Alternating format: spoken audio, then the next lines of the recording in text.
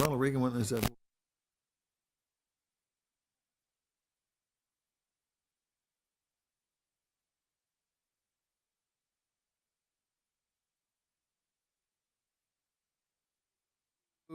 Our Wenham, regularly scheduled Wenham Board of Selectmen meeting. Today is Tuesday, January 16th, and that our first order of business is to call to order and ask if anyone in the audience in front of me would like to get up and talk about anything that's not on the agenda.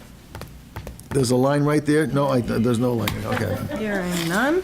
Seeing none and hearing none, we'll move to the regular agenda. The first item is Wenham Town elections and open offices, and that so nomination papers are now available. They were available as of last Friday.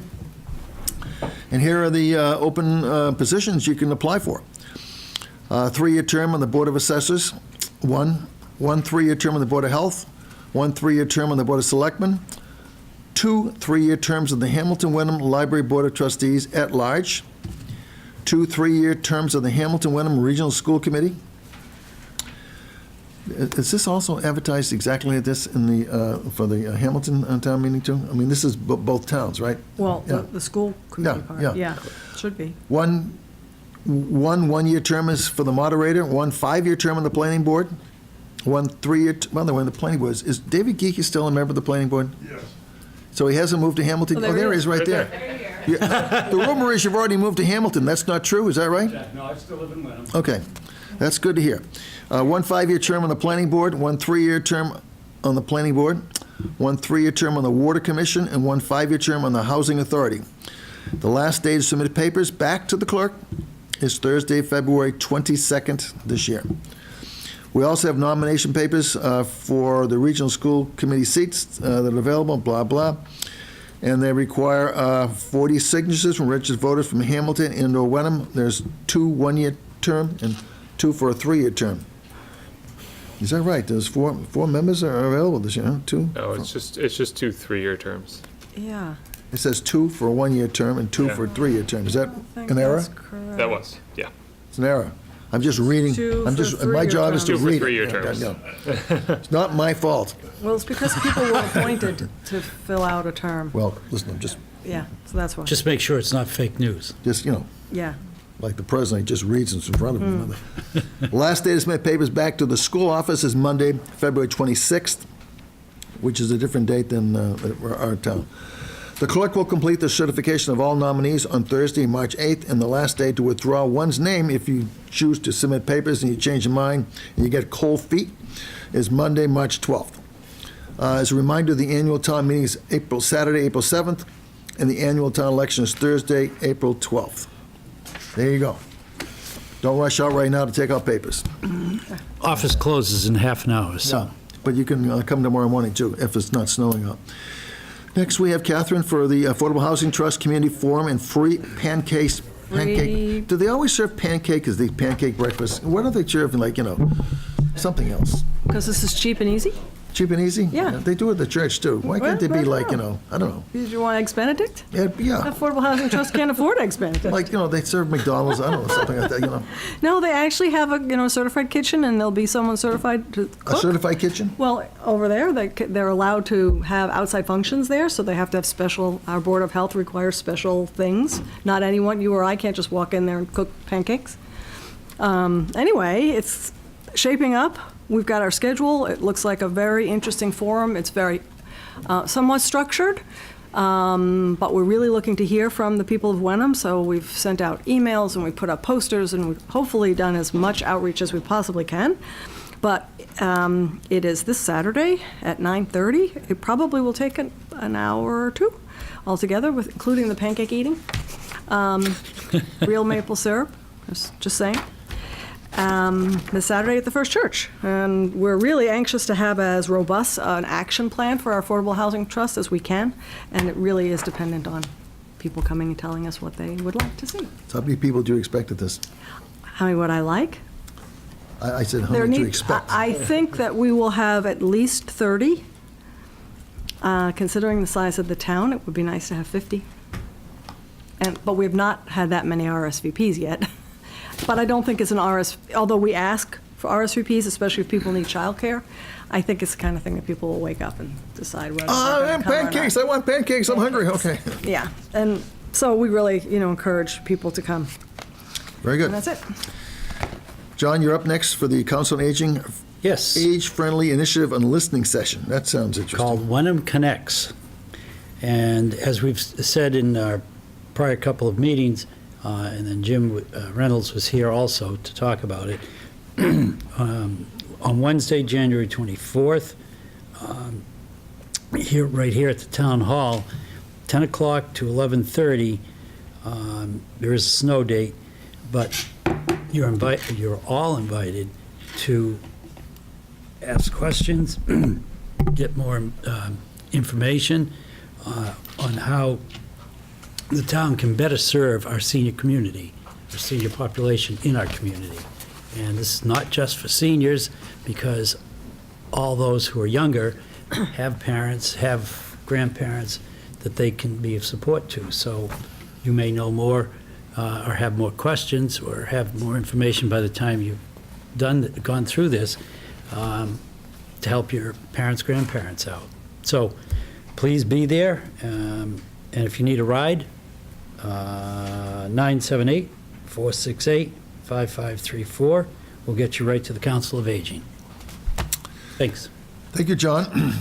The town administrator has informed me tonight that he has nothing further to add, so we'll skip over that one. The last Tuesday's meeting, there is, Oh, wait, did skip, late news? no. One announcement. Under, item number 4 under announcements. There's another Catherine's. announcement. Oh, Would you like me to make it? He was eager to skip my over name my on- report. Well, we did Like there are. have already couldn't wait, said this at the last meeting, which was just last week. Right. But once again, we will say that the town of Wenham, it says the Board of Selectmen, I think it's kind of more like the town administrator's office, is requesting photographs that people take of the town to be used in all sorts of publications and on the town website.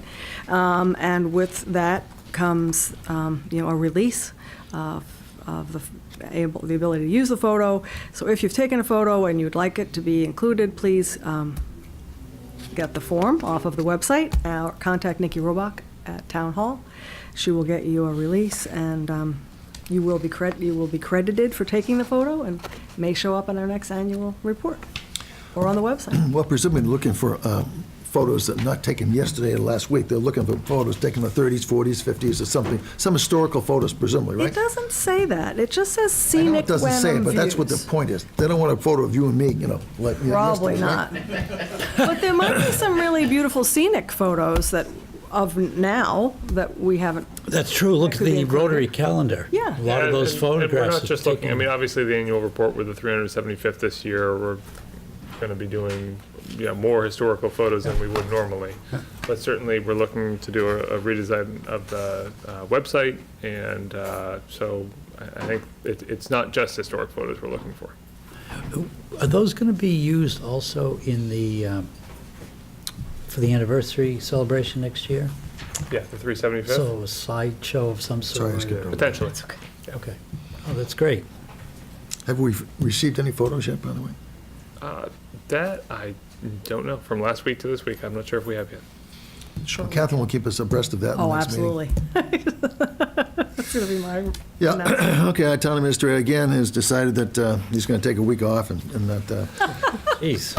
give us an exactly update from how last Did he week. do that last year? Described it. We just give him his annual review, so that he's feeling pretty relaxed about this right now. You haven't signed the contract yet. No, we haven't. However, I'm going to put him on the spot for our first item on the new business, which is the potential marijuana zoning bylaws. And Peter, you wrote a memo to the Board of Selectmen dated January 12th. You can either read it or summarize it and kick it off for us. Sure.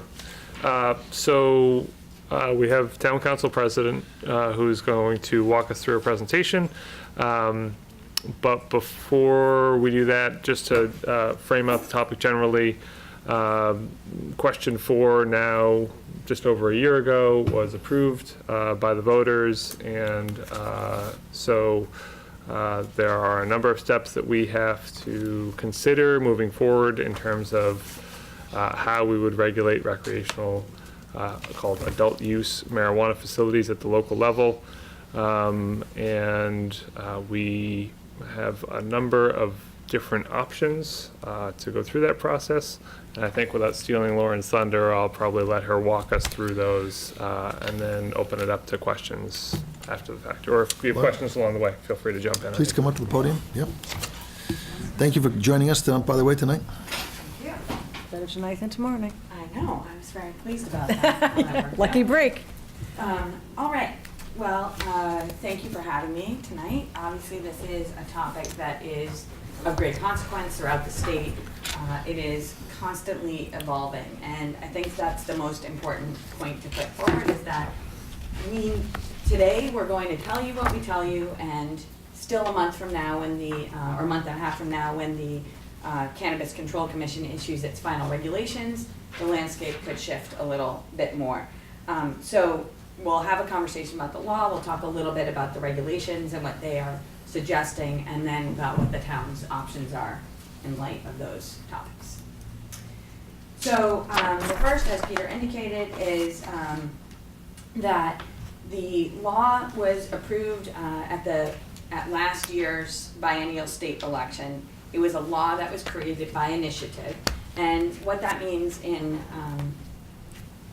the practical reality is that it didn't go through the vetting process at the legislative level, which means there's many parts of the law that, not that the legislature always gets it right either, but there's many parts of the law that don't jive well with the rest of the legislative schemes that exist, the zoning scheme, the election scheme, and other statutes. So we, as you probably know, the law's already been amended twice. Once almost immediately after the law was adopted, so that was on December 30th of 2016, and then again mid-July, July 28th. So we had the original law, which was approved statewide, but rejected in Wenham, and that's going to be very important. And it doesn't matter whether the margin is 1% or 100%. Once we get over that 50% line, the town is deemed to have voted no on question 4. An act to ensure safe access to marijuana, that was the July law, and that made a number of changes to the original act, but it pretty much left in place the issues with respect to local regulation. I think that municipal attorneys statewide were really hoping, and the MMA and municipalities, that the law would make more changes to the process for addressing local control. That really did not happen. One of the other things that the act did that still has yet to unfold is that it essentially provides for medical marijuana to also be regulated by the new Cannabis Control Commission. That portion of the law will take place on takes effect on December 30th, 2018. It has yet to really be fleshed out as to how it's going to work, and so we're operating under DPH's regulation now when it comes to medical marijuana, and we can't be 100% sure what that transition is going to look like. So we're planning in a very gray area with respect to medical marijuana. Peter, I don't know, got it. All right, so what's one of the things the law did? The first thing, and most people read about this right away and had comments about it right away, is that it authorized personal use of marijuana under certain conditions. So a few years ago, marijuana was decriminalized, having small amounts. This goes even further. It allows home growth, it allows public possession of marijuana, it allows, individual possession, people 21 years age of older, and it allows up to 6 plants for an individual in their own home, or 12 for if there's more than one person living there. Those plants have to be located outside of the public view. They have to be locked. Individuals can give away to other adults marijuana that's grown from the plants, but they can't sell it or otherwise be compensated for it. The word in the statute is remuneration. It can't be advertised. The other thing is that they can have marijuana accessories, and people can sell marijuana accessories. Yes? And if I could just jump in here. So these are all elements that, whatever the will of the town would be, Right. we don't have any say in regulating. These are Correct. a lot Yes. So they're permitted by state- state they're statute. state There's re- nothing that we can't, That's right. institute a ban on these particular elements of the statute. That is confirmed, And the police chiefs throughout the state are, obviously, this is an area that's difficult for them to figure out how to implement. And we'll talk a little bit more towards the end of the discussion about the federal law relative to marijuana, because that didn't change. So enforcement of personal use or concerning personal use is a tricky issue. Again, I think that's something we will see the chiefs they have been trying to develop policies throughout the state. So we talked about visibility, we talked about security. Public consumption is still prohibited, so any place where smoking of tobacco is prohibited, smoking of marijuana is prohibited, and the term is not defined in the statute. So what's a public place? A place that people have access to or to which the public is invited, but it is not particularly or specifically defined. In addition, people are not, just like there's no open containers of alcohol in cars, you're not supposed to have open containers of marijuana in cars. And that would include both the leafy kind of marijuana and the concentrates and other types of edibles, which I'm sure is a term you've been So hearing if about. someone was out on the public sidewalk here, is that, If and smoking a cigarette versus marijuana? it's not an ideal situation to try to regulate, but Okay. it's public consumption is prohibited in a public place where smoking tobacco is prohibited. Okay. So Okay? if we- And the amount of marijuana that an individual can have on them at any one time is 10 ounces. This is. So if they came what into the- town hall, Yes, and lit up a cigarette or lit up a marijuana cigarette, both of those would be problematic. But you can see, I mean, just this part of the conversation Yeah. shows you the difficulty with respect to how to enforce Yeah. these limitations. It's easy to say no child should be smoking marijuana because they're under 21. Okay, well, that's something that, you don't have to have a criminal justice degree to figure out how to deal with. But it is more difficult when you come to these other kind of fine points. But it's nothing that can be clarified or prohibited by With going an through the option. town meeting process. That's right. It's, Okay? okay, thank you. All right. Okay, so what type of marijuana can be, or licensed marijuana can be regulated? And municipalities have the ability to regulate marijuana cultivation, you can see a picture, marijuana retailing, which is sale of any kind, it's social consumption, so like in a marijuana cafe, it's, I think I said home delivery, it's a store, and it's a product manufacturer, so taking marijuana from whatever form and making the edibles or making anything from it, as well as independent testing laboratories. And then it says any other type of licensed marijuana-related business.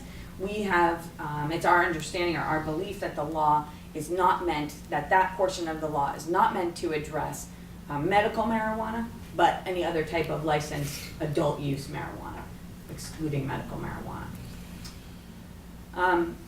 These other types of licenses, and this is through the commission, the Cannabis Control Commission recently issued regulations.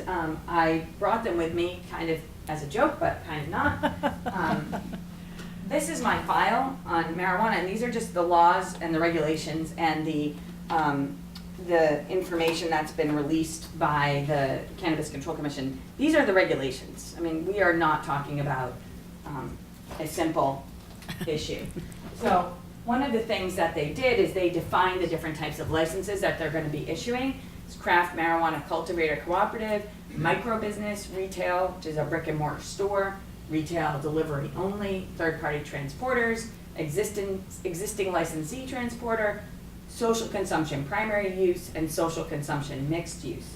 Now, why are these things all important? Well, a marijuana retailer under the regulations is defined to include a brick and mortar store, delivery only, and also social consumption. So a social consumption and on-site use, where it's also previously been referred to as a marijuana cafe, where you can buy marijuana and smoke it, or buy marijuana products and eat them on site.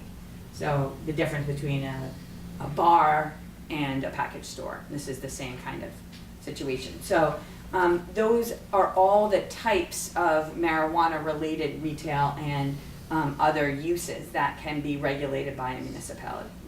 Okay. Now, one of the most important things about a town that votes no is that that voted no on question 4, is you have the ability to adopt a zoning bylaw or a general bylaw, we'll talk about that after, that addresses all of these things. You could choose to allow some and not others, and that would just be by adoption of this bylaw. Before these regulations were issued, the general understanding about social consumption was a little bit different.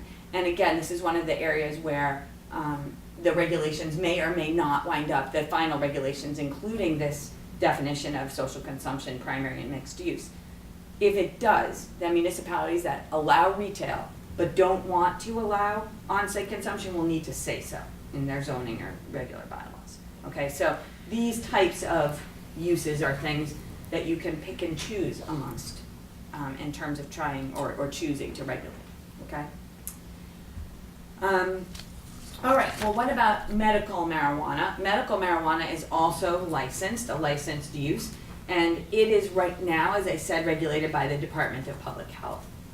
So an RMD, or a registered marijuana dispensary. Required minimum distribution in my language anyway. Yeah, right. They are licensed to cultivate, process, and retail their own marijuana under a single license. So those licenses are essentially being issued by the DPH. They have the right to do all of those things. They're typically called a registered marijuana dispensary or a medical marijuana treatment center, and those will continue to be overseen by the DPH through the end of 2018. Right now, under these rules, I'm sorry, just one sec. Yeah. Municipalities were originally told they couldn't ban outright medical marijuana treatment centers because there's language in the statute that said that there needed to be at least one in every county. And the AG's perspective on that, you know, rightly or wrongly, this was the position they took, is that therefore municipalities couldn't ban them outright because you need at least one, and if Okay. everyone banned them, there would be none. Since that time, the DPH took a different approach, and what they said is, in order for them to grant a license, they needed to either receive a letter of non-opposition or a letter of support from a municipality. So your zoning mattered in one respect, but a municipality could still say no by issuing a letter of non-support or a letter of opposition. Okay, so this idea of not being able to ban RMDs or medical marijuana treatment centers became less important because municipalities could all say no thank you. And in the new law, that is going to be addressed differently. This is the point where, just want to let everybody know that we don't have anything on the books for medical marijuana in terms of zoning or general bylaw. Right. So that's So the- something we would need The to, thought is if we're going to address one, we probably should address both. yeah. My question, maybe it's not relevant, the municipality in which these programs would take place, would they be required to go to the state, the Cannabis Control Commission? Yes. For licensing? Yes. So they would not go through the municipality? Well, that's an interesting question, and essentially, the Cannabis Control Commission has indicated that there's nothing in the law that says that a municipality couldn't also impose a licensing requirement, which really looks more like a fee, at least I think the way that they're thinking about it, because there may be expenses with respect to, site plan review or special permit granting authority that need to also be addressed by the municipality. But the license to operate will come from the state, both for the So registered marijuana. much like both kinds. liquor license? Exactly. Except We the handle Cannabis it, Control but- Commission will do all that, Okay, okay? thank you. And they have security standards and purity standards and all sorts of stuff that they are dealing with, okay? So all of that, an entity that's licensed, whether in the future for medical marijuana or for adult use marijuana, will have to go through all of the licensing standards at the state level before they have the ability to operate at the municipal level. Okay, thank you. All right, so what is the CCC, or the Cannabis Control Commission? This is a 5-member board, and they have been appointed, there's actually an advisory commission, which is, I think it's 15 people, 25 people, it's 25. very large. Governor appointments, attorney general appointments, You know, it's wide ranging. And the treasurer, and I can't remember who else. In addition, there's this CCC. These are the people who are going to be dealing with this issue on a daily basis. You probably read about in the news the appointment of the chair. Kay Doyle, formerly of KP Law, who is at DPH, is also a member. And it's, you know, it's a big deal for them to figure out how to move forward. They've held hours and hours and hours of deliberations to arrive at these regulations, and they will hold more. They're doing listening sessions and public hearings across the state. Between now and February 15th is the time to provide comments or to attend one of those public hearings. If you look at this list of things that they're charged with, it's quite extensive. Public health, industry issues, market participation, licensing, inspections, and enforcement. And they have, if you feel like looking on their website, you'll find a lot of the topics that they discuss revolve around public health and about industry and ensuring equal access essentially to the industry. Okay, so where are we? March 15th is the date that we will need, that the CCC needs to issue its final regulations. So the draft regulations were approved on December 21st. They are posted to the website shortly after that. Again, if you want to look at them, you can find them there. They cover a wide range of topics, and you know, just registration, denial, revocation, agent registration card, license and renewal, operating requirements for each different kind, edibles, testing, municipal requirements, special restrictions for Martha's Vineyard and Nantucket, inspections, unannounced purchases, I mean, sustainability. They have really covered the gamut. And they've also issued some guidance for municipalities as well, which I know you guys have. All right, April 1 is the date that they must start accepting applications. And so I know that we've talked before about what that means. Well, accepting an application is just the first part of the process. But the April 1 date is the date on which, if someone files, in theory, the CCC could send out notice. We've received this application. Is this application consistent with your local zoning? Okay. And then a municipality has 60 days under the regulations to respond, and failure to respond will mean that it's deemed or presumed compliant with local zoning to the extent that the applicant has said that it is. They have to provide information as well. And they may start issuing these licenses on June 1, 2018, and these applications are going to be prioritized. Basically, any entity that's already in the medical marijuana business receives some level of priority in the process. They've gone through the background, they've learned, they understand what the process is, they've passed an initial screening, and they've been conducting business. So they are deemed likely to be successful. All right, so what's happened locally? Municipalities have done varying things. About 80 to 90 municipalities have adopted 60 to 70 have adopted zoning moratoria, which essentially has put a halt on any zoning of these entities. Essentially, right now, without any zoning, there's two kinds of zoning bylaws. One kind is a prohibitive version, and it says anything not specifically authorized, any use not specifically authorized is prohibited. And then there's the opposite, which says anything's allowed except these things can only be done in these places. And most municipalities have some version of a prohibitive zoning bylaw. But when they were adopted, they didn't say except for marijuana. It said retail sales or medical laboratories or whatever it is. So in theory, unless there's an effort to prohibit these entities from locating, you look to the underlying zoning and make the argument either it is or isn't consistent with the underlying zoning, just like anything else. Okay? So the municipalities that adopted a zoning moratoria were essentially looking to say, for now, we haven't decided where we think it's okay to put recreational marijuana of any kind. So we don't know whether we want it here or there. And essentially, a moratorium is deemed to be a temporary zoning action rather than a ban.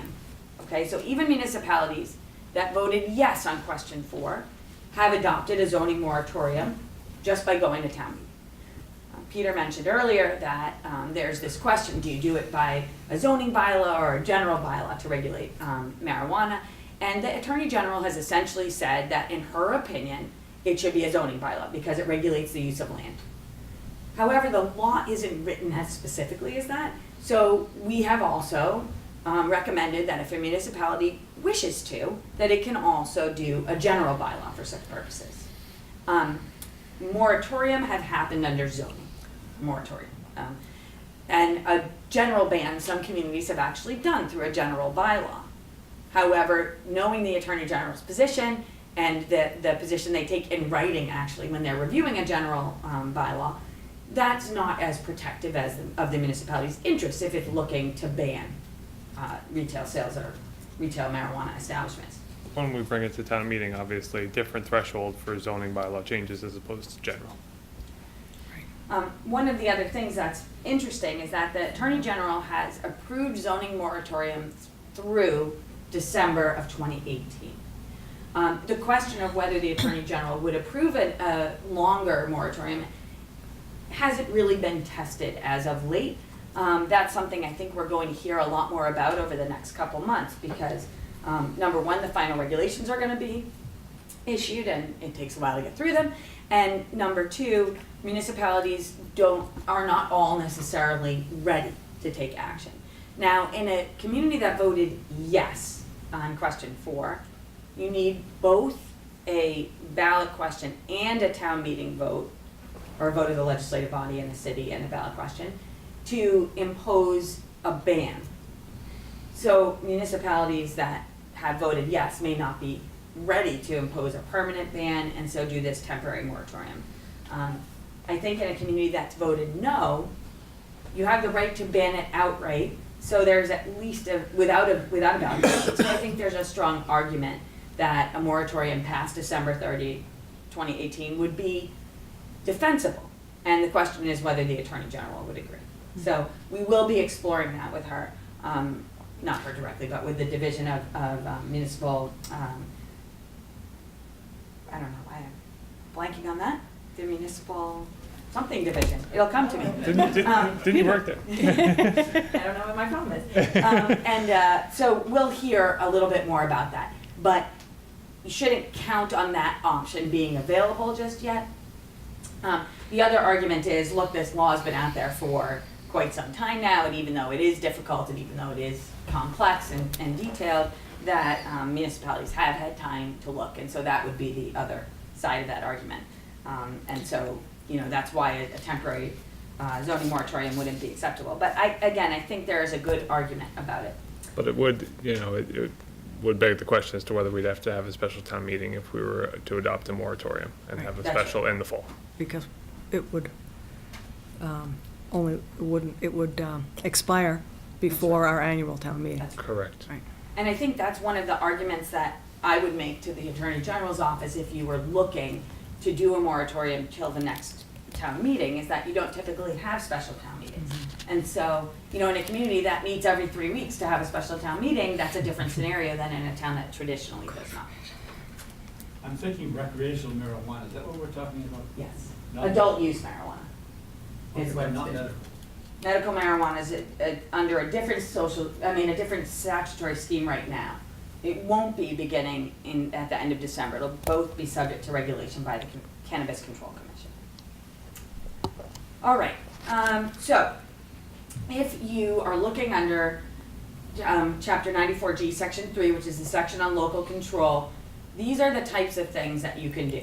You can, first, time, place, and manner regulations are acceptable, okay? There's also these types of things that recreational or non-medical marijuana can be prohibited or limited in the following ways. One or more types of establishments can be prohibited. So we talked about cultivators, retailers, et cetera. You could say, okay, no retail sales, but cultivation is fine, okay? You can limit the number to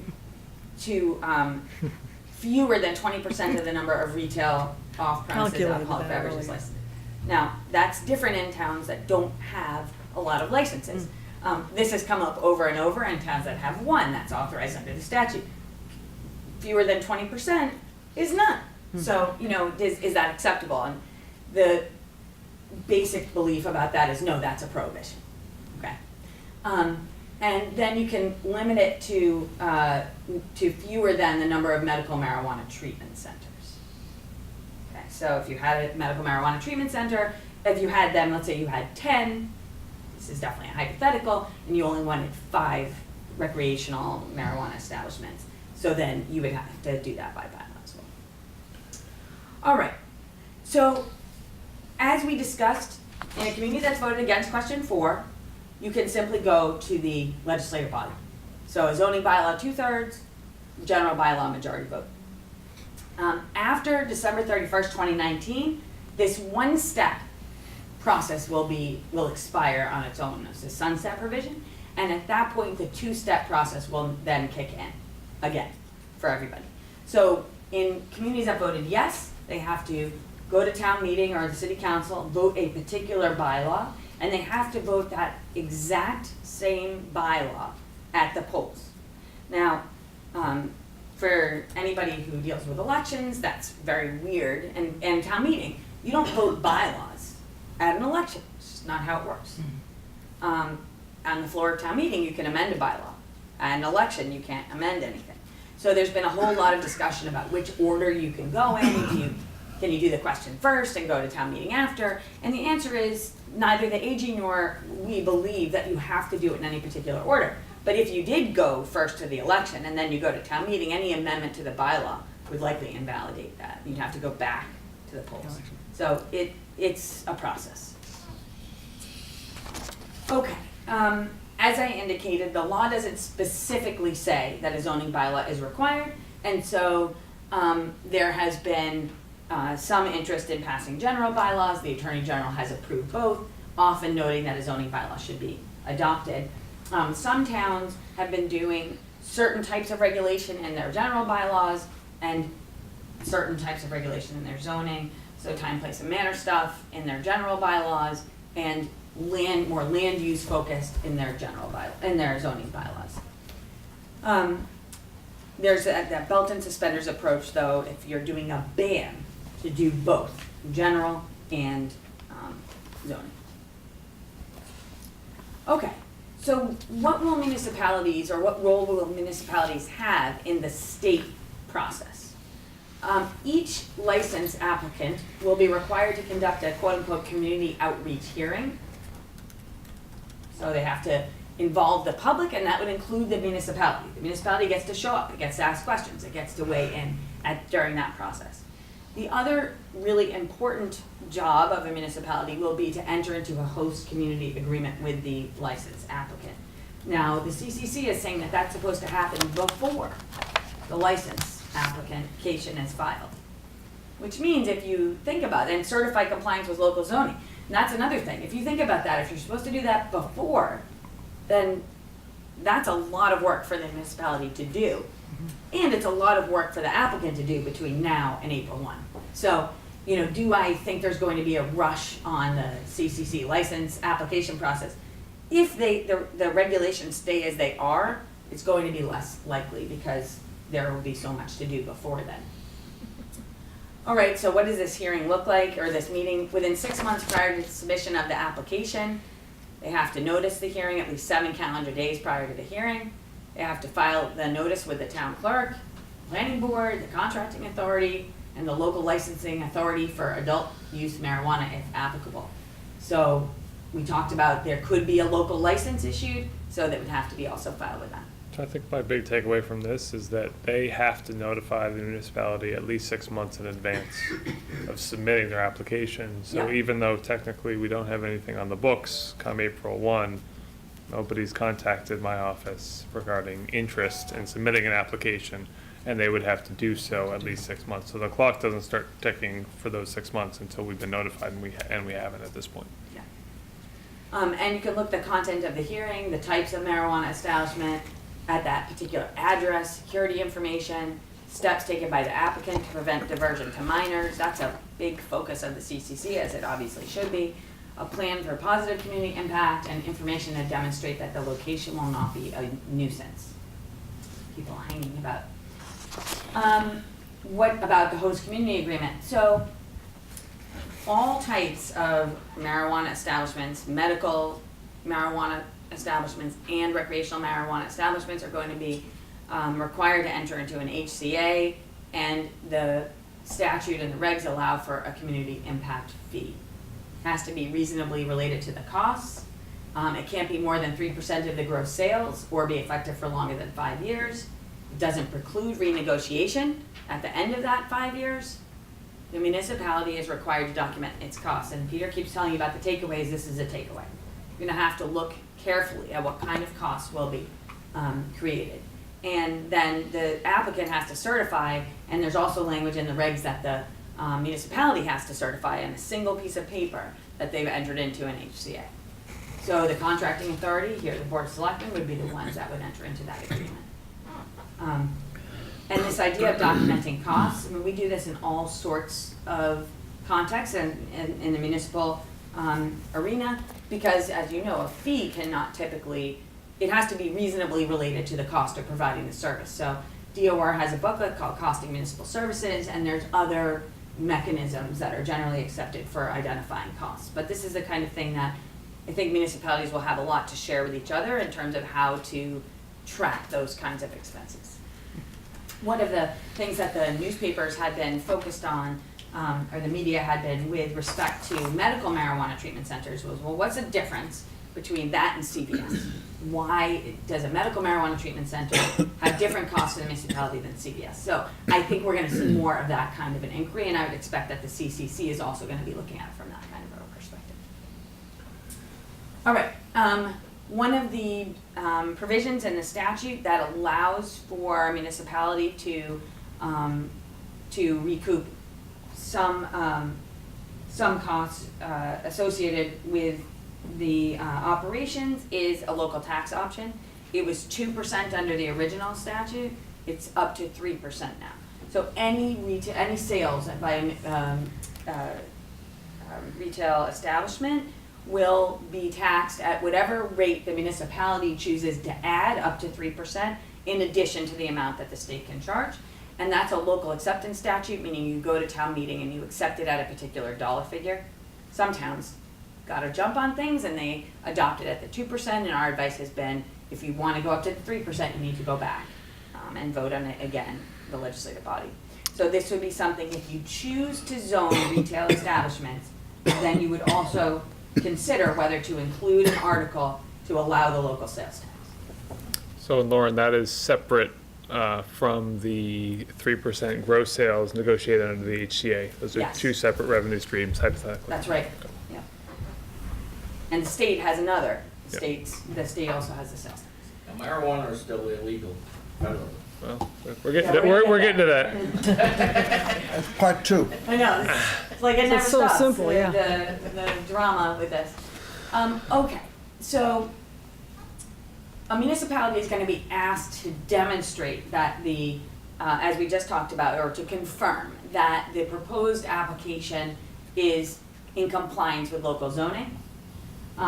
So we will have 60 days to confirm that once we get notified that an application has been filed.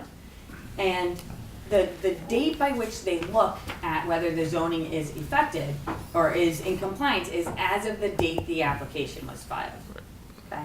So hypothetically, there's no action taken to particularly zone, whether here or anywhere else, and the zoning allows for retail establishments in area X, then if an application comes in on April 1st, the argument that they would make is, yeah, well, it was allowed because there's nothing that prohibits it, and retail sales of retail establishments are allowed, whether they're marijuana establishments or otherwise.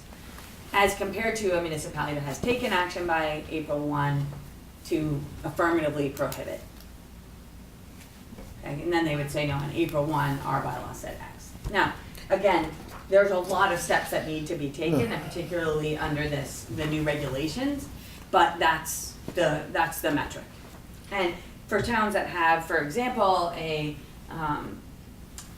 moratorium that's ending on June 30th, that's another, there's likely to be more applications filed as time goes on. So municipalities throughout the state will be examining, on a more close basis, what types of regulations they want to impose. Once we're notified, we have the 60 days, and if there's no communication within the 60 days, then they're going to presume compliance provided that the applicant has submitted information for that purpose. Okay, so as I indicated earlier, time, place, and manner. So time, place, and manner might be, and this is something that you can also think about. We were talking about the local license. It's something that could be addressed through a license. It doesn't necessarily have to be addressed through a bylaw.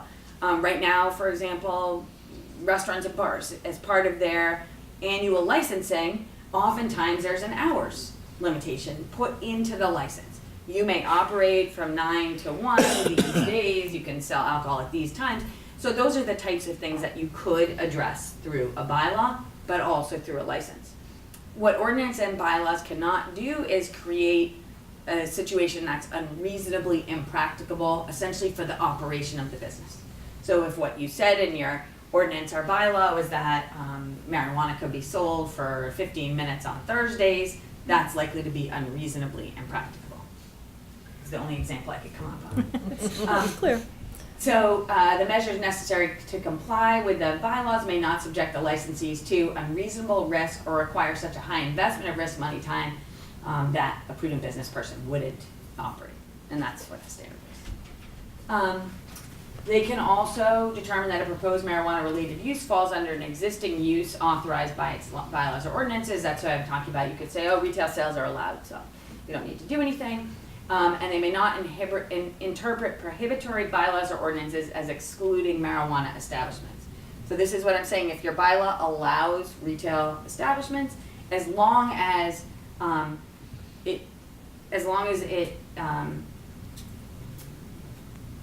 if it allows it and it doesn't specifically exempt particular types, so if it said retail establishments but not, I don't know, medical related entities in area X, that might be okay, but you can't just say, oh, well, it allows retail, but it says nothing else is allowed, so therefore no marijuana is allowed.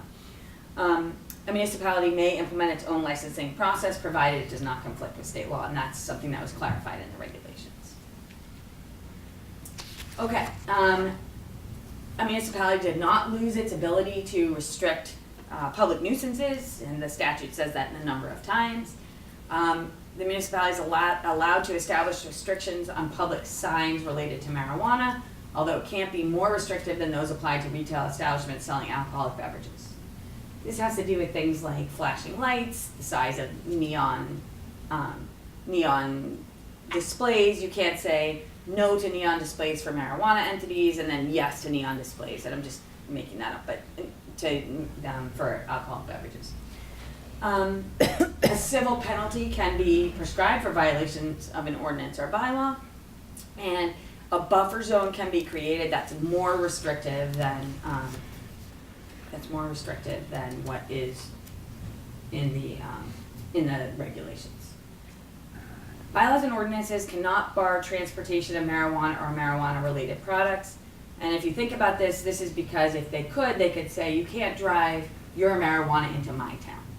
Okay, and that's why that is like that. And the standard practice for adoption of zoning ordinances or bylaws will continue to apply. Public hearing process, recommendation from the planning board. Okay. Oh, so that's the other way. So under the Act, a marijuana establishment may not be located within 500 feet of a pre-existing public or private school providing education in kindergarten or any grades 1 through 12. But a municipality may adopt an ordinance or bylaw that reduces that requirement. So the buffer is less restrictive than the default buffer zone issued by the DPH under the medical marijuana treatment center provision. There it has all of this language, which basically, if a municipality doesn't have any rules about the locating of medical marijuana treatment centers, DPH uses this standard. And this standard is, absent local siting requirements, they shall not be sited within a radius of 500 feet of a school, daycare center, or any facility in which children commonly congregate. Now, that language is very vague, you know, I'm putting it in quotes, in that, where do children commonly congregate? The DPH has a whole guidance document that it uses to interpret that.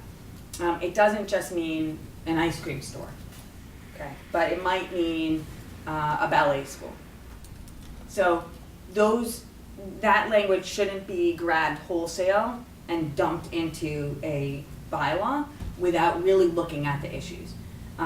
One of the things that municipalities wind up doing is defending lawsuits because they have rejected a particular use based on its zoning bylaw. So we want to make sure whatever, if a use is allowed, we want to make sure exactly what that use is, and we don't want to leave kind of, you know, these things on the edges that need to be further explained. Lauren, Yeah. sorry, can the town bylaws go further than 500 feet? Can they go greater than that? You know, I don't think so. I think, well, that may be the case. I know, however, that typically you can't do something that's less restrictive, and I think that's why the regulations say they can be less restrictive if they want to. Yeah. But here, more restrictive actually makes it less likely that they can cite in a town, so we have to explore that a little bit. The next issue is on-site consumption, and so this portion of the law, it's in the same section on local control. First, it has the section on you can adopt bylaws that regulate time, place, and manner. Then it goes to the next section on if you want to regulate these things and you're in a no town, you're in a yes town, you need to go to the ballot. And then further along in the statute is this provision. And this provision says if you want to, well, it says that by petition, a request to permit social consumption can be placed on the state election ballot in a particular municipality. And if the answer to the question is no, then social consumption is not permitted. It had been essentially the understanding, I think, of most individuals and of the industry at the time, that meant that unless you had a yes vote, you could not permit this social consumption. And however, the regulations issued by the CCC have included on-site social consumption, as I said earlier, as a subset of retailers, retail marijuana retailers. And so as a result, it appears that they're interpreting the law the other way. And they're saying you can have it unless the voters say no. Now, that will, I'm sure, be litigated. In the meantime, you know, we're coming up on a state election in a short while, and then we won't have one for another couple of years. Essentially, under state law, the ability to place a question on the ballot is restricted to where a statute or charter or special act says you may. And in the absence of that authorization, you can't. So municipalities that this question is not asked now, the next time that it can be forced onto the ballot is 2 years from now. And you know, hopefully in the meantime, we'll get some clarity about whether this petition process means my Board of Selectmen or my City Council refuse to allow social consumption, and so we want to force them to allow it, or if it means something else.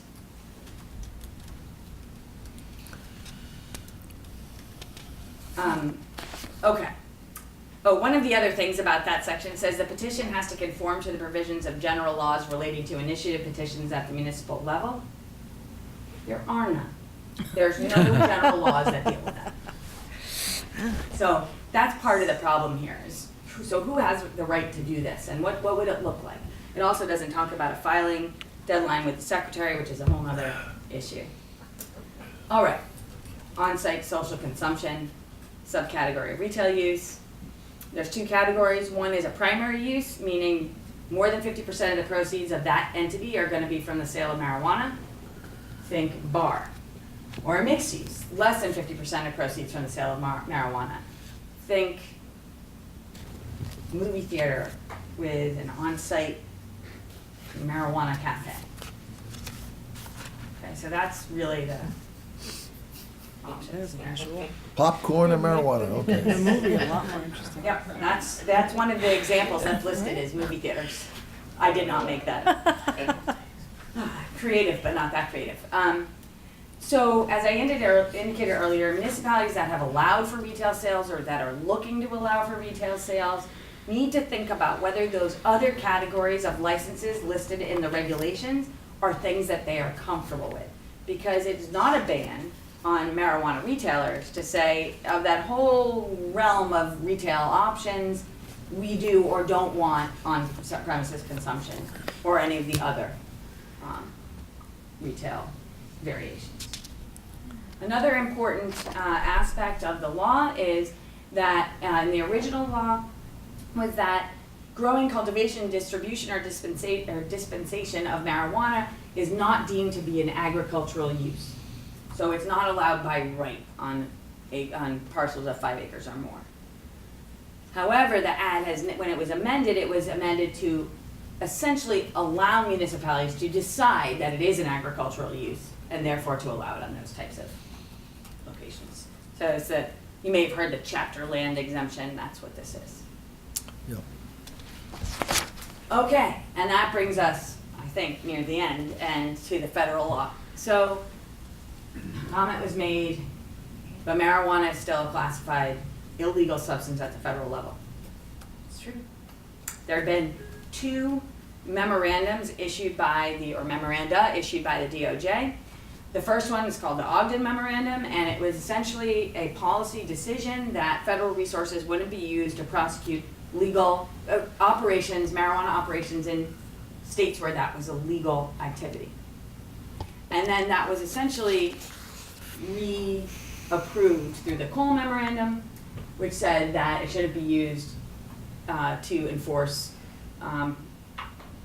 federal marijuana laws for medical use of marijuana in places where that's consistent with state. Just recently, we had the Sessions Memorandum, and that rescinded the previous Department of Justice policy guidance, and it said that all U.S. attorneys should use previously established prosecutorial principles that provide them all the necessary tools to disrupt criminal organizations, tackle the growing drug crisis, thwart violent crime across our country. So that essentially was viewed as an authorization to federally prosecute use or sale of marijuana, even in states where it was legal. And then in Massachusetts, we had another response to this saying that his office will aggressively investigate and prosecute bulk, cultivation, and trafficking cases, as well as individuals who use the federal banking system illegally, and that they cannot provide assurances that they won't essentially prosecute these activities. Now, from what I understand, the biggest change in response to this and in existing medical marijuana dispensaries is to no longer accept credit, because that is federal banking.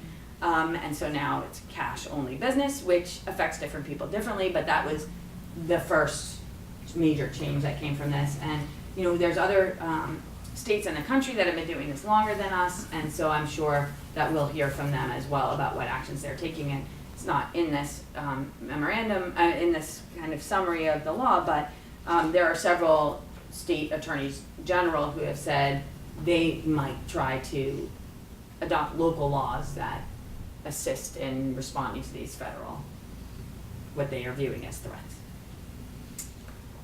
And I think that gets us to this cute little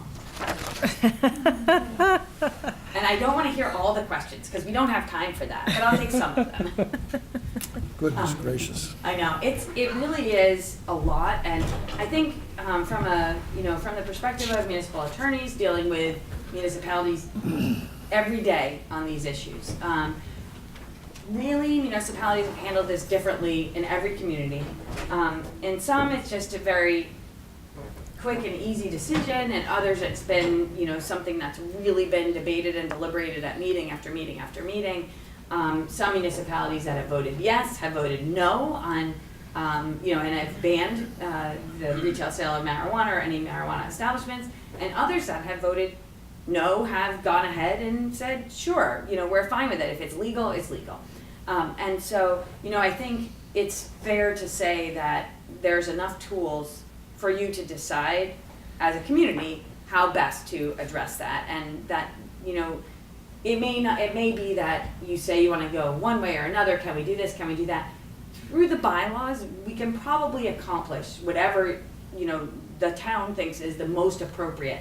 But, you know, the words that we use to get there may not be as important today. I think the most important thing is to decide on the concepts. And then once that's done, then we can take a look at what words we need to use to accomplish that. And if it was, you know, a zoning bylaw, then that's something the planning board would have a public hearing on and review. But that language itself isn't the important first step. The important first step is the policy decisions. Are we going to allow it, or are we going to ban it? If we're going to allow it, how, and where? And then lastly, if we're going to allow it, do we want to impose the local tax? So, you know, those are the options. In addition, there's been municipalities that have had, you know, multiple options on the warrant. So essentially, even after getting feedback from the community, the planning board has proposed language, or language has been presented to the planning board offering several options: an all-out ban, and if that doesn't pass, then moving to the next, okay, let's put it here, and then even another version, you know, we're okay with it in District X, but we don't think we want to also try to do District Y in the same article, so then putting that next district in a third article. So there are many options in terms of approach, and you shouldn't feel constrained, you know, to think, oh, we can only look at it this one way. So let's begin with John and Catherine, and then I'll invite the members of the planning committee and the Board of Health. Any questions, Catherine? Well, I think You we don't just- have any, huh? I Okay. never have a question. No, I just want to clarify, I think what you just said, which is for me the bottom line, what our, as a municipality, options are. So we have the option to ban adult use of marijuana Yes. anywhere in town under any circumstances. You have to propose that. Well, we have to, and it would go to a town meeting, and if the town meeting agreed with that, that's all that would be needed. Except it would be a bylaw, which of course have to go to the state and all of that. But we wouldn't need a ballot. Right. Let me, if I could just Please. quickly, because I don't want it to get too far with it. Adult use marijuana is retail sales, cultivation. It's not personal use. So Right, just so right. that we're sure that we're all on Right. the same page. Right. Personal use is permitted by state law, can't be regulated. Right. You know, the Right. number of plants and where and all that, that's state law. But whether to allow cultivation, Sure. retail sales, that's what we're talking about. That's, yes, Commercial- and commercial that's use. So what it's I meant. purchasing, So we have the ability, oh, sorry. I'm sorry, go ahead. A person purchases it in another town, Legally in another town, brings it here, that's their business. unless it exceeds the quantities allowed, Right. there's nothing more we can do. So I think that's what I meant. Right, no ballot. No ballot. But we also have the ability to say, to propose or recommend a bylaw that says, yes, it's okay, and then there are a whole lot of options under yes. And we didn't talk at all about the reasons for the yes. I think the reasons for the no are somewhat obvious. The reasons for the yes in most cases are, we can add this type of business to our tax base. I think, and the state voted yes, so, and the no's are, this is dangerous for children, and it's a virtually unregulated field up till now, and there's this federal issue. So those are kind of the, the big picture yeses and no's. But we don't have much precedent for understanding financially what that actually means. I would concur. Okay, Yeah. that's all I had. So we would Thank you, it was just very tail good. on to Catherine's question. We would have to foot the bill for however we would regulate. No, we can charge for that, John. That's one of the slides. Oh, okay, all right, okay. We can Within a charge it certain for limit. 3%. Charge it. Yeah, you can Sorry, have the Carl. sales tax, which would come back to the municipality, just like a sales tax goes first to the state and then it comes back, it would be the same mechanism. But you also have the Licensing fees. ability to, Yeah, in the HCA, okay. in the host community agreement, to try and address some of the costs there, as well as the sales tax, so, and perhaps another license fee.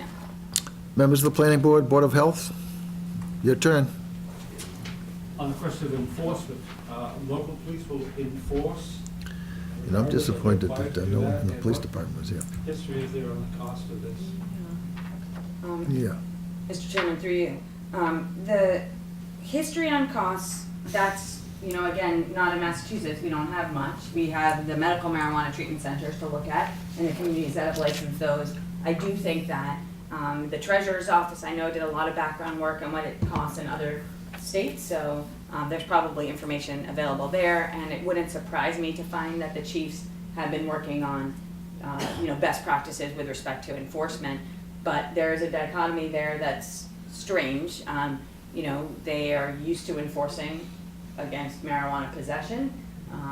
Typically when it involves other types of crimes, it's not typically the case that, I think police officers would know that somebody has marijuana unless they are investigating some other crime or they have reason to believe that a person is a dealer of marijuana, something like that. This is a little bit of a different scenario because there are now many legal uses of marijuana under Massachusetts law. So the police really, I know they're developing the right kind of protocols to deal with this, but it is a shift.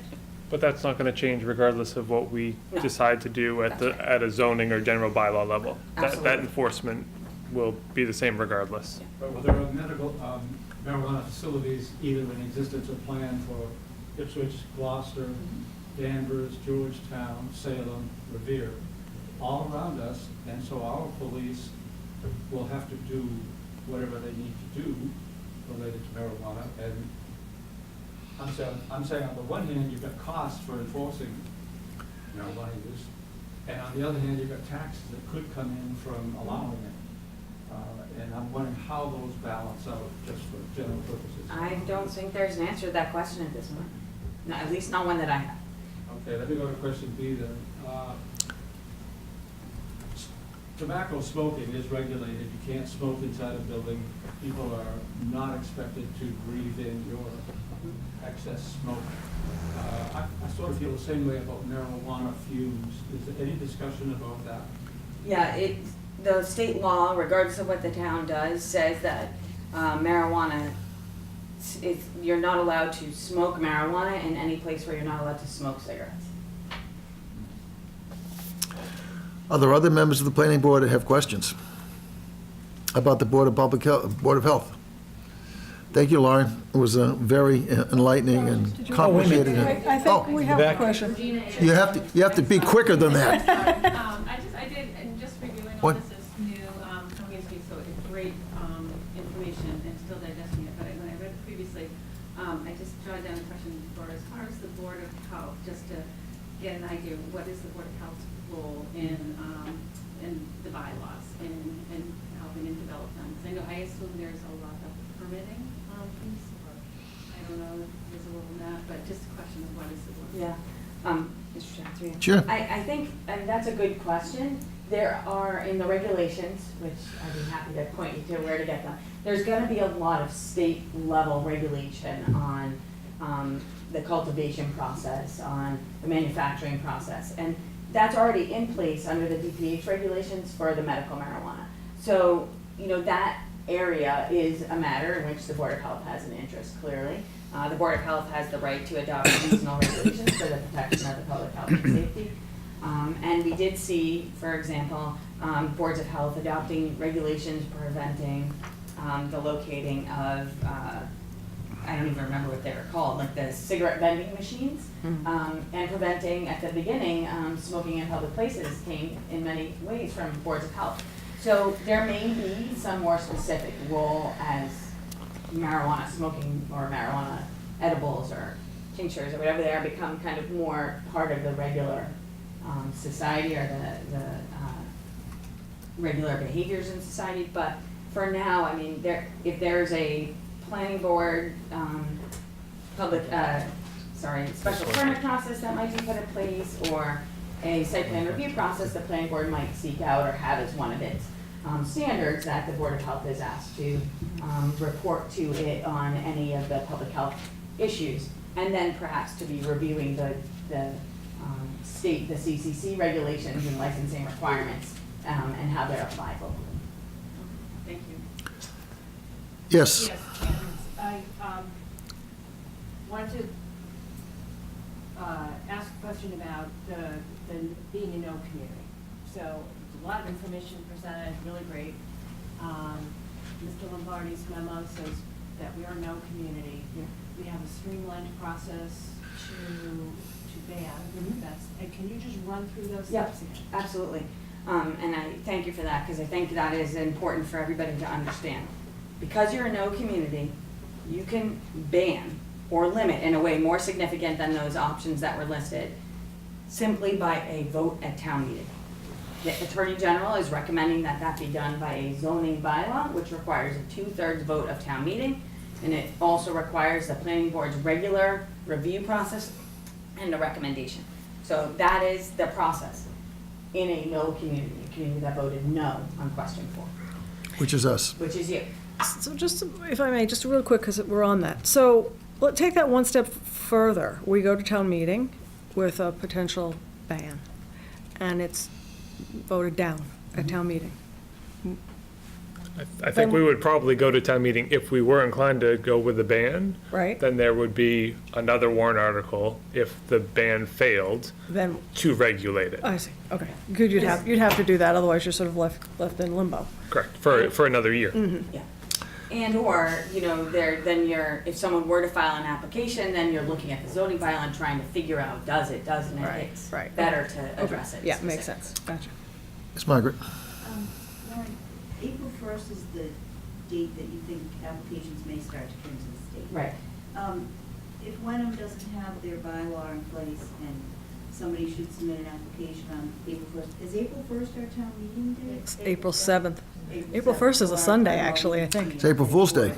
Is it possible Yeah, that Easter applications Easter Sunday. come into town? I mean, the question is it possible that an application could be filed? It would be filed at the state. Under the CCC's regulations, there's all sorts of questions now about, would that be timely? Because there would be no notice to the community, there'd be none, Right. but of course there couldn't be, because the regulations weren't adopted Right. then. So, I mean, I guess the question is it possible? The answer is yes. Does it seem likely? Is there a good spot? Has there been discussion? As Peter said, has someone approached the town to say, this is where we think we'd like to put our recreational marijuana establishment? I think the answer to that so far has been no. But anything is possible. And that was the conversation last year when we had the discussion, was there was still so much up in the air. Obviously, the most recent legislation wasn't approved until July. The regulations were still a year out. And we said it's technically probably about a week that we would be open if we took action at the next town meeting. But we are supposed to be provided with the 6 months' notice under the draft regulations, and we haven't been yet, so presumably there's not an issue. You had a question, Peter? Yeah, Lauren, so if we were, I guess, even if a ban goes forward, or would be put on the warrant, we would want to have, that regulation piece to fall back on. So looking at our zoning map, we are very much residential with very, very, very small business district. Would that use have to be within the business district or have an overlay district You approved could for do it it? either way. I think ultimately, the question of where it might belong depends on the policy decision about where such a use might be appropriate. So if you look at your zoning bylaws right now and you say, well, where's retail allowed? It's in a small area, so it's not inconsistent with that to say, we're gonna allow it here. Or we'll allow wherever retail use is allowed. And there's different ways, and that's, Peter, one of the reasons why I was saying, it may not be possible right now without these policy decisions being made to think about exactly how you would amend your bylaw, but there are different ways to accomplish that. So you could do an overlay district, you could just amend the use schedule for the districts that you have and add some definitions. But it really depends on what you wind up thinking is the best choice. So process-wise, I know the planning board has to go through their normal public Yes. hearing, but other communities, sounds like, have done kind of information sessions, gotten feedback from the community. It's hard because we were a no community technically, but it was a pretty close vote. So a little hard to say where the residents stand. I don't know if that's something the board would want to. I don't know how you'd find out more definitively than you would in an election. I mean, just talking about a forum. you know, you get 30 people there and they give their opinion. I think an election, a ballot vote is probably the largest representation we can ever imagine that we would get, even though. 2,400 votes. for this Right. 1,300 to 1,100 roughly. It was close, but it was a Against. large N. And that's what I struggle with, is, you know, if we wanted to go back and say, well, how do people feel now? I don't know how we get that large a representation. I misunderstood something apparently. I thought there was a built-in 6-month delay, that the applicant had to do 3 things before they could actually submit to the CCC. Right, it's in the regulations now, but the regulations were just issued in December, and that's, you know, so, December 21st is the date that draft regulations were released. I'm not sure how they're gonna deal with, the inconsistency, perhaps, if you wanna term it that, between the regulations timeframe and the date the statute says they have to accept the applications. So what was your answer? Was that a yes or a no? It's gonna be up to the CCC, I don't know, I'm not them. If I were, I'd have an answer. Okay, so we don't have basically a built-in 6-month delay between the time an applicant says it has to do these 3 things with the town. Well, we've now got notice that someone's going to file an application as soon as they make these. We probably will. It's in the draft regulations. Until the regulations are finalized, it's hard to say. So until the middle of February, it's, you know, that's the intent of the commission, presumably, unless there's major, I would assume that that's something that the municipalities were looking for at the very least, to give us some ability to, you know, respond. I was thinking that the ban gave a horizon of December 31st, that you could ban it up until the moratorium up to the 31st of December of 2018. So if we did a moratorium, that gave us essentially a year to draft a bylaw that was solid and could be supported. Well, I think one of the things that is worthy of some further discussion, both, you know, with the Attorney General, but also locally, is there value in looking at a temporary zoning solution, which is a moratorium, and many communities, I think, have said, you know, we know what the universe is, so we're ready to do something. That's a policy decision. But I will speak with the Attorney General. I have to speak with them on something else, but I will ask the question of whether they have seen or whether they expect to see any moratoria this round, especially from a no community and especially from a community that only has a town meeting once a year, whether they would be still willing to consider approval of a moratorium that went beyond December 31, 2018. I don't know the answer to that, but I'm going to approach That's a good question. Well, Lauren, thank you very much. Other than the federal tax code, this might be number 2 in terms of complexity, and we have a lot more to learn, and there's an outstanding presentation. If we understood only 20% of what you said, I think we're doing very, very well. And we still And have I really appreciate you coming. question, Jack. We're done. We're done. Okay, we're done. We're way over limits. She's in public health first, though. Isn't she? Isn't Thank you, Jack. Now we go on. Review status of administrative budget and determine policy direction on operating overrides. Okay. Another easy subject. Another light one. I have a presentation on that too. Yeah, you want to give us the answer? Don't go far, though. Oh, yeah, that's May why not be a she's presentation, but stay right there. remain seated. Right, Peter. Okay. And I'll just give it a minute. Sorry. Yeah, well, wait a minute. It is on public health first. I wanted to ask a question. The woman back there in blue? On the far left. Well, you know, No, Look just at that, you scared him off. presentation went out. I so- know, I just wanted to let you know. So, I had a- Lauren will connect with her. Oh, was there something we said? No, it was the planning board. Outstanding presentation. Okay. Wow, go ahead, Peter. So shifting gears to the Shifting gears. FY19 budget, Ugh. yes. As we've talked about, the superintendent released the regional school district's preliminary budget on January 3rd. It was tentatively adopted by the school committee that night. Obviously, they have to go through their standard budget process over the next several weeks. But the version that was approved, again tentatively, by the school committee basically provided funding both for level services and what the administration has called their critical priorities budget, which is an additional $400,000 in spending projected for next year. So that budget will amount to a net increase of just over 4.8% for the school district for next year. So as you will recall, we had a 3% placeholder in our budget as we worked through our own process for the school district.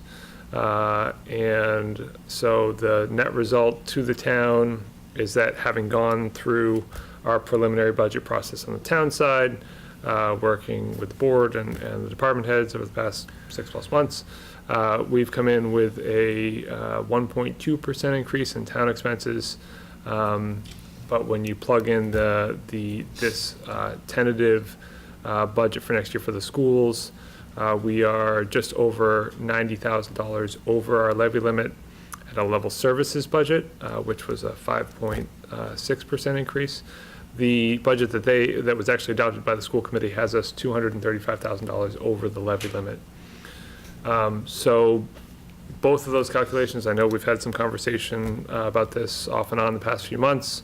That assumes that we're going to be paying for the $216,000 in capital needs with free cash.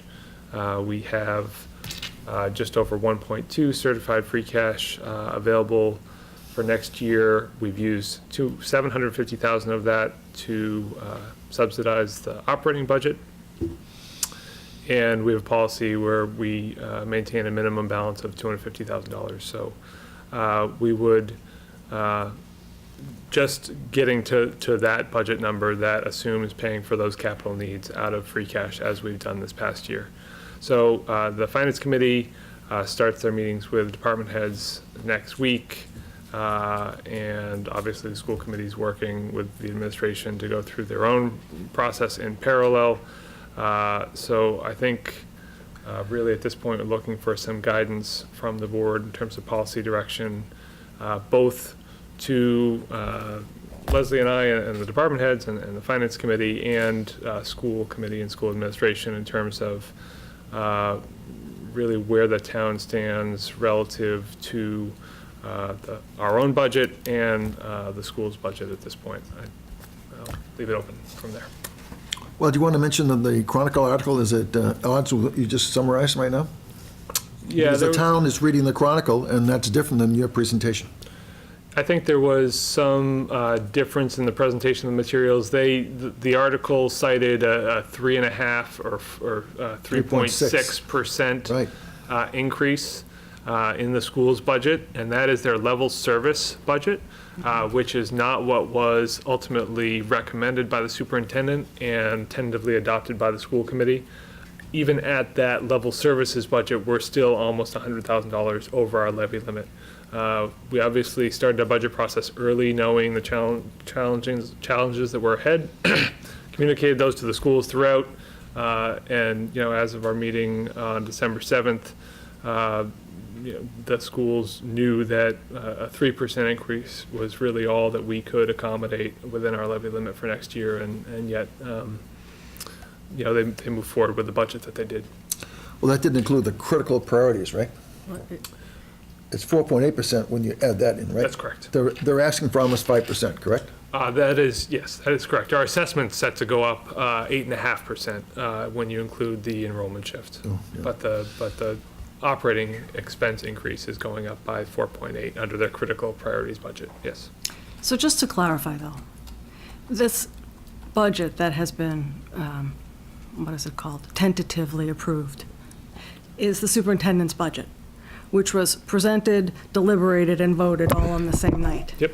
So I think it's fair to say that this is a superintendent's recommendation, not the school district's recommendation. Didn't they approve it? Well, again, they saw it. They voted.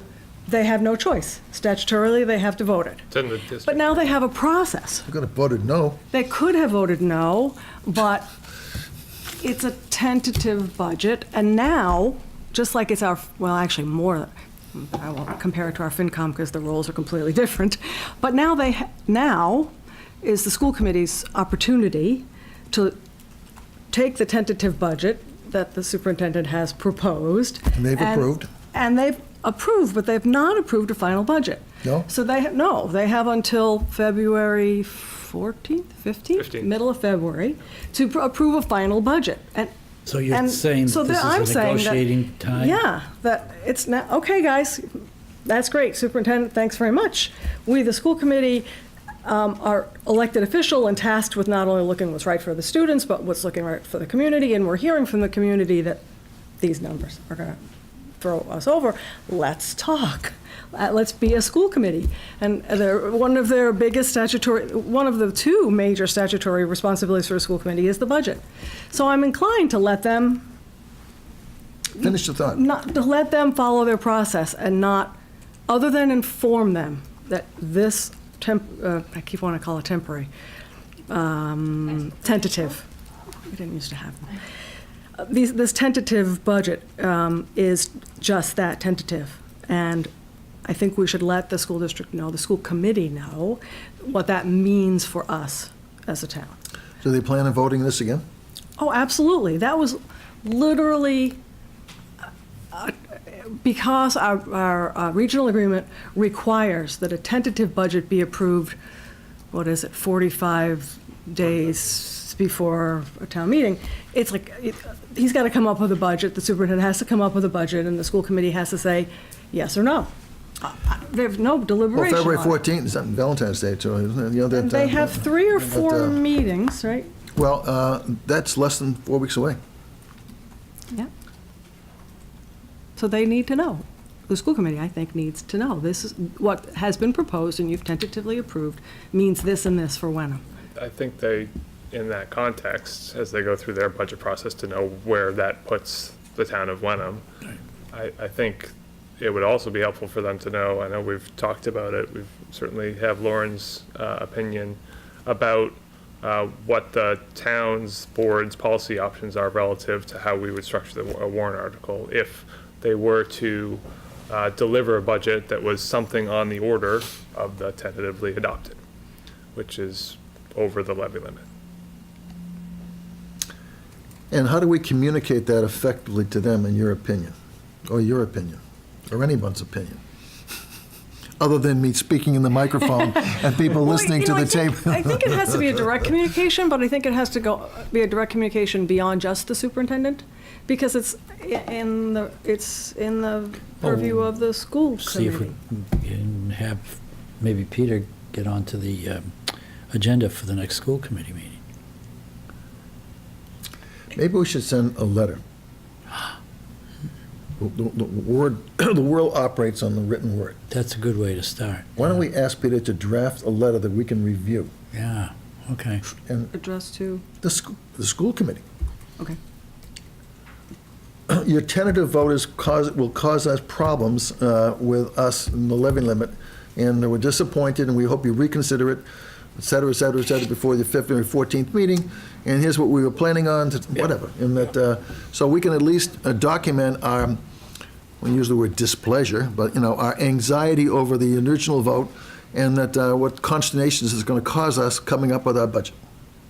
Or other words, effectively. In that correspondence, would we also say that if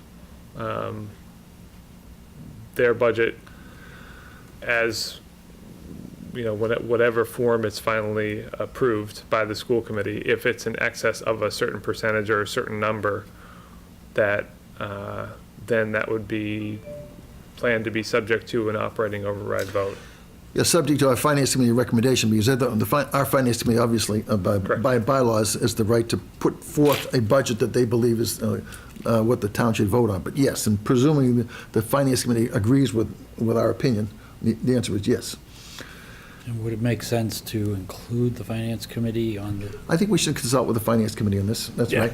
And there might be a signatory, both, Peter and or us, the selectmen, and as well as the chairman of the finance committee. yeah, Because the chairman of the finance committee gets to opine on the same things we're just describing right now. That we don't have the money to afford all of this without, the bottom line is we don't have the money to afford what the tentative budget has been approved by the school committee without an operating override.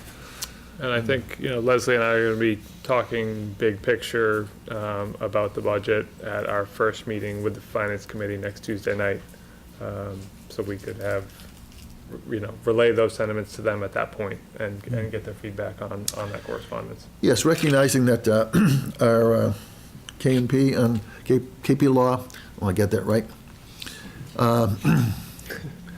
has already advised, them and the town of Hamilton. The town of Hamilton's legal counsel agrees with KP Law, and the school committee verbally disagrees with KP Law's opinion on that. But, anyway, we have a legal opinion about what we're allowed to do in terms of putting forth, excuse me, the warrant for our annual town meeting in terms of how we describe, I'll call it Article 1. I think it's still Article 1. Right? So if I could just follow up on one piece, we've obviously talked about that particular element in previous meetings, and it's been communicated out, as the board's discussed, to the Hamilton town manager and to the school superintendent. I think it would make sense as part of our correspondence to CC both the administrators, for the school committee or for the school district and for Hamilton, and the finance committee for Hamilton. Yeah, So yeah. to make sure that, everybody. Tell the whole world, right? Do you agree? Yes, but I. Okay, John? She proposed it. No, Proposed it. yes, but I want to make sure, especially with Lauren sitting in the room, that at least I completely understand what is being proposed. But backing up just a second, I think we haven't said this, my opinion anyway, by default, is that at this point, I'm not really interested in recommending to our finance director or our town administrator or our finance committee that we start looking at cuts in the town budget in the event that. We're not Right. saying that. No, I know that we're not. I just want to make sure that we're, Peter understands what we are saying. Wait a minute, which way was that? That was definitely It's one very of the. clear. I think it's very clear. We made an assumption about what we think we could afford Right. and plugged it into our budget assumptions. And what the school committee and the school administration now proposed by vote, tentatively, quote unquote, is in excess of that. And right now, we don't see how we can afford it. And that would, in all probably, cause an operating override. And we'd like to be able to make sure they understand that. And that the difficulties that's going to present, including how we present that budget at the annual town meeting. Okay, I just. Yeah, the direction is not for us to try to even get down to their level services budget and find those savings on the town side for the $95,000 that it would take to get there. Right. It's really, we've gone through the process. Finance committee, to your point, will obviously continue to go through the budget process, but without any particular directive on cost-cutting measures to get to a number. Okay. Now, this is unusual. I don't think the school committee usually comes in and dialogues with us, but if they wish to do so, we'd be open for them to come to a meeting and before the February 14th, before Valentine's Day, if they want to vote again. Are they scheduled to meet on the 14th? I think, well, they're meeting Wednesday night, so yeah, I think that they are. Actually, he put a schedule. Yeah, The superintendent Yeah, gave the deadline is us the a schedule. 15th. Their final vote on the budget is the 14th, and we're scheduled to meet with them jointly, the finance committees, at least at this point, and perhaps the boards of selectmen on the 7th. So, this is what I believe right now. If following however many weeks there are of deliberation by the school committee, we see that there's been some, real serious attempt made, and they have come down a certain amount. I mean, I think this is subject to, okay, we could talk again, like you said, before their final vote. If they haven't come down, and we haven't, I think the important thing to keep in mind is while we're within, 95,000 or 235,000, depending on how you look at how they structured the budget, really 235,000 right now, that's our share of the assessment. So it's the overall budget would have to be reduced by somewhere on the order of $750,000 to get down under our levy. based school on the budget. school budget, yeah. I want to make sure that the school committee totally understands before the February 15th deadline. Absolutely, that's what I'm That saying. we cannot afford the budget that they've done without an operating override. Right. That's I the agree. message. Yeah, I agree. I agree. So speaking of that operating Leslie? override. Well, it's pretty black and white. I mean, we've been working on it a long time. That was kind of a royal we, but we. This philosophy was discussed with me by Dick Lowe, who was a former Hamilton selectman. And he said, eventually we're going to get to a point where we're going to put a note under the door to the schools. Well, What having is that sat going on, to say, John? No, no, but having sat on both Here's what you sides of get. the Here's what we've got table, for you. well, I understand the complexities, and under normal circumstances, it's not an unreasonable budget. If you look at it and what's in it, it's not unreasonable in what it has in it. It just is unaffordable for the town of Wenham this year. And, it could be that they come back and say, well, I'm really sorry, but this is what our budget's going to be, so the balance, whatever that is going to have to be an override. They may come back and say that, but I at think least there they'll are- understand. I think there are portions that are unreasonable. For example, they want to spend a lot more money in order to reduce the out-of-network costs for special needs kids. Because I think the savings are only $43,000, and the amount of money they want to spend to achieve that savings is far in excess of that, which makes no sense to me whatsoever. Well, I think that there's a long term, and we could get, I could spend hours on There's this. also, Jack, But you there's spend it also- upfront, I'm sorry, you spend something upfront to get some operational efficiencies over time. So that's not going to pay itself off in the first Well, year. I haven't heard about years 2 savings and years 3 savings, years 4 savings either. All I have is 7 pages of a, so I don't know much. I would have, I'd like to learn a lot more about that. And that, in my world, that wouldn't cut it. Anyway. So I Just think one other point to your comment. There's also highly expensive athletic fields. we're gonna get. Separate. Oh, let's get to that. That's not even included. Hold that thought, John. Holding it. Hold that thought.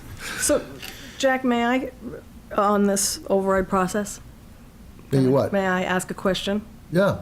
So my understanding from all of this. We're done with the marijuana. Yeah. This is slight, regional school law is slightly less complicated than the marijuana, but I think it's just been around a little longer, so it's a little more black and white, but not really. So the way I understand this is that as long as the town of Wenham presents in some form the entire school, our portion, or I don't know how to ask that, the entire school budget, You have to including publish- our portion, as long as we present that at our town meeting and give the superintendent an opportunity to present that and vote on it in some form or another, we can sort of do it however we want.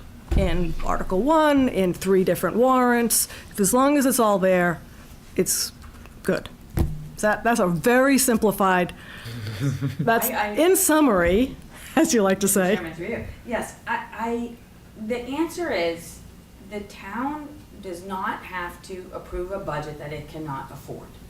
So the town, the access to the warrant is through the Board of Selectmen, except if it's by petition. So through the board can decide what articles to put on the warrant.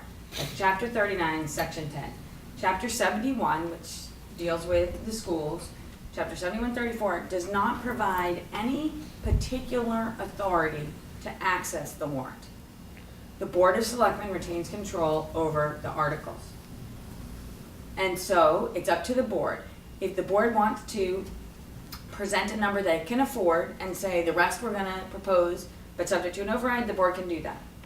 I wanna also remind everyone that disapproval, let's just say hypothetically, the board put the entire requested amount on the warrant. And the board got up at town meeting and said, but we are saying, vote no on this. Don't vote this amount. A vote not to approve the entire requested amount is a rejection of their budget. And under state law, they have to come back. So yes, the board can present the amount it can afford. It could say X amount subject to an override. It could do it in 1 article. It could do it in 3 articles. It doesn't matter how it happens. If anything other than the full amount that's requested is approved, it's a rejection of the budget. And that's why many municipalities do what it is you're talking about. They say, here's our level budget that we can afford within the limitations of Proposition 2.5. And over here, subject to an override, is the rest of that requested amount. Some towns will only do a portion of the requested amount subject to an override. It's still a rejection. And until you go to that election and vote yes, it's a rejection of the budget. So the school committee has to consider what the implications will be, revisit the question of whether the budget it's presented is the budget it wants to present, and even if they want to, they can come back with a newly certified amount at the same level. Right. And you still have Been the there. authority They to did that reject before. it. Right. We've been there. And we have been there. Yep, in July. And, some of that is Why, they have to do it. statutory and some of it is practical. I mean, truthfully, if the school district cannot come in to a budget that is within our levy limit, I don't have an issue with supporting, maybe not supporting, allowing an operating override warrant article.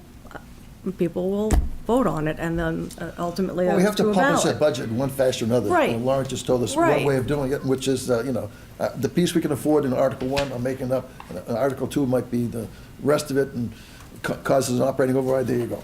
Right. I think that's probably the simplest and probably the Probably. easiest to understand We have and to most think about consistent. it, but it might be the simplest, and that we'll see. But Yeah. this is, of course, a It's tentative budget, cleaner. as you reminded me, so the is tentative. amount of money could change. It- We should remain some level of optimism. Correct. Just for the board's information, in thinking about an override, the form of the question is statutory. The board decides that it's only up to the board, nobody else, how much money to put in the ballot question for the override. In the form of an override question, unlike a debt exclusion question, the amount of the override is listed, so people will be able to read it and understand exactly what that dollar figure is. In addition, you need at least 35 days from the date that you vote and give notice to the clerk and the date of the election.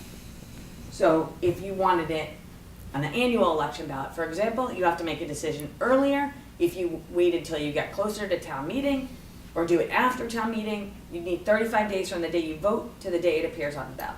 Wait, one second, let me make sure I understood that. Yes. So we have a town meeting. Yep. And the town rejects a portion of the budget, which Yes. would be an override. Yes. The ballot question has to be 35 days after the town meeting? No. Okay, I was hoping I misunderstood that. The date of the election has to be 35 days after the board votes to put the question on the ballot and give notice to the town. Oh, right, because So- it takes that long to print the Because ballot, there's yeah, other yeah, yeah, yeah. election-related issues, yes. Yeah. So there, And there's a statute. Yes, right, okay, so that for I an get. April 12 election, Election. Back The- up 35 days. 35. we would have to know, March right, 7, March 6, somewhere around there. correct, whether it was going to be on the ballot for April. We- And so what if we put it on the ballot and it failed at town meeting? It would just, Moot, it's moot. Legal Yeah, term, well- that's a legal term, of course. It's actually a very strange scenario. And because DOR looks at the first dollar spent as the override dollars. However, the appropriation itself would be the limit on what was raised by taxation. As long as you appropriate the amount of the override in the first year, the override exists.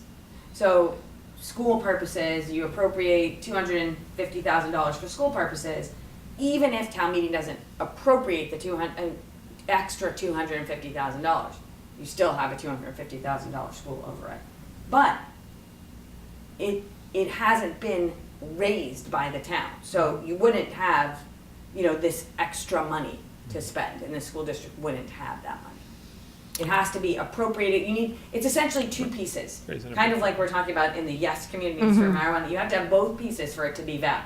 You have an appropriation, and meaning raise and appropriate, and the ballot question, in order for extra money to be available to be spent. So that's why some towns they'll do a special town election before money's ever been appropriated and say, do we have permission to raise this additional $250,000 for school purposes?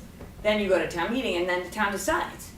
you know, if the vote is yes, yeah, we want to appropriate this extra money. Other towns, they do it the other way. They don't call for the election, they don't call for the related 2.5 question until town meeting votes. Right. And if town meeting votes yes, subject to an override, then they hold a special election. But we'll know what the school budget is by February 15th. Right. So we'll know where we stand relative to the levy limit. Yeah, and you you know, can make a decision about it. 2+ weeks in advance. We're pretty much getting ready to close the warrant by March We are. 7th, right? Yeah, yep. So, and in the ballot question, if I remember correctly, not only does it have to have the specific amount, but does it need to have some language about what it would be used for? The Board of Selectmen decides what purpose will be inserted in the ballot question. The ballot question for an override has 2 parts that can, well, 3, the name of the town, and then 2 parts for, to be filled in, the amount and the purpose. So I would maintain that it would be really hard to have an election before the town meeting, because people really wouldn't understand what they were voting, Yep. right? Agree. Okay. Anyway, So what do we do? It seems like the school council, the person who's advising the school, disagrees with this. Yep, Yeah, I they've made that clear. Right. Well, I Yeah. think it'd be good to have. Yeah. I mean, I think it's not surprising that the school district that's looking to have its full amount voted by Sure. town meeting would take that position. So, and I think way back when I was asked about this in, you know, the ether about any town, I would say the same thing. Regional school districts, in particular, want to have the whole amount put before town meeting.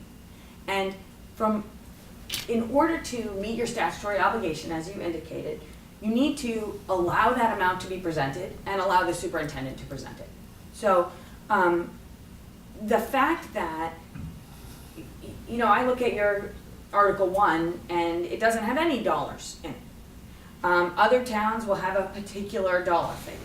See, the town will vote to raise and appropriate, you know, $7,372.56, or you know, there's a million ways to write these articles. There's no law that says it has to be a specific way.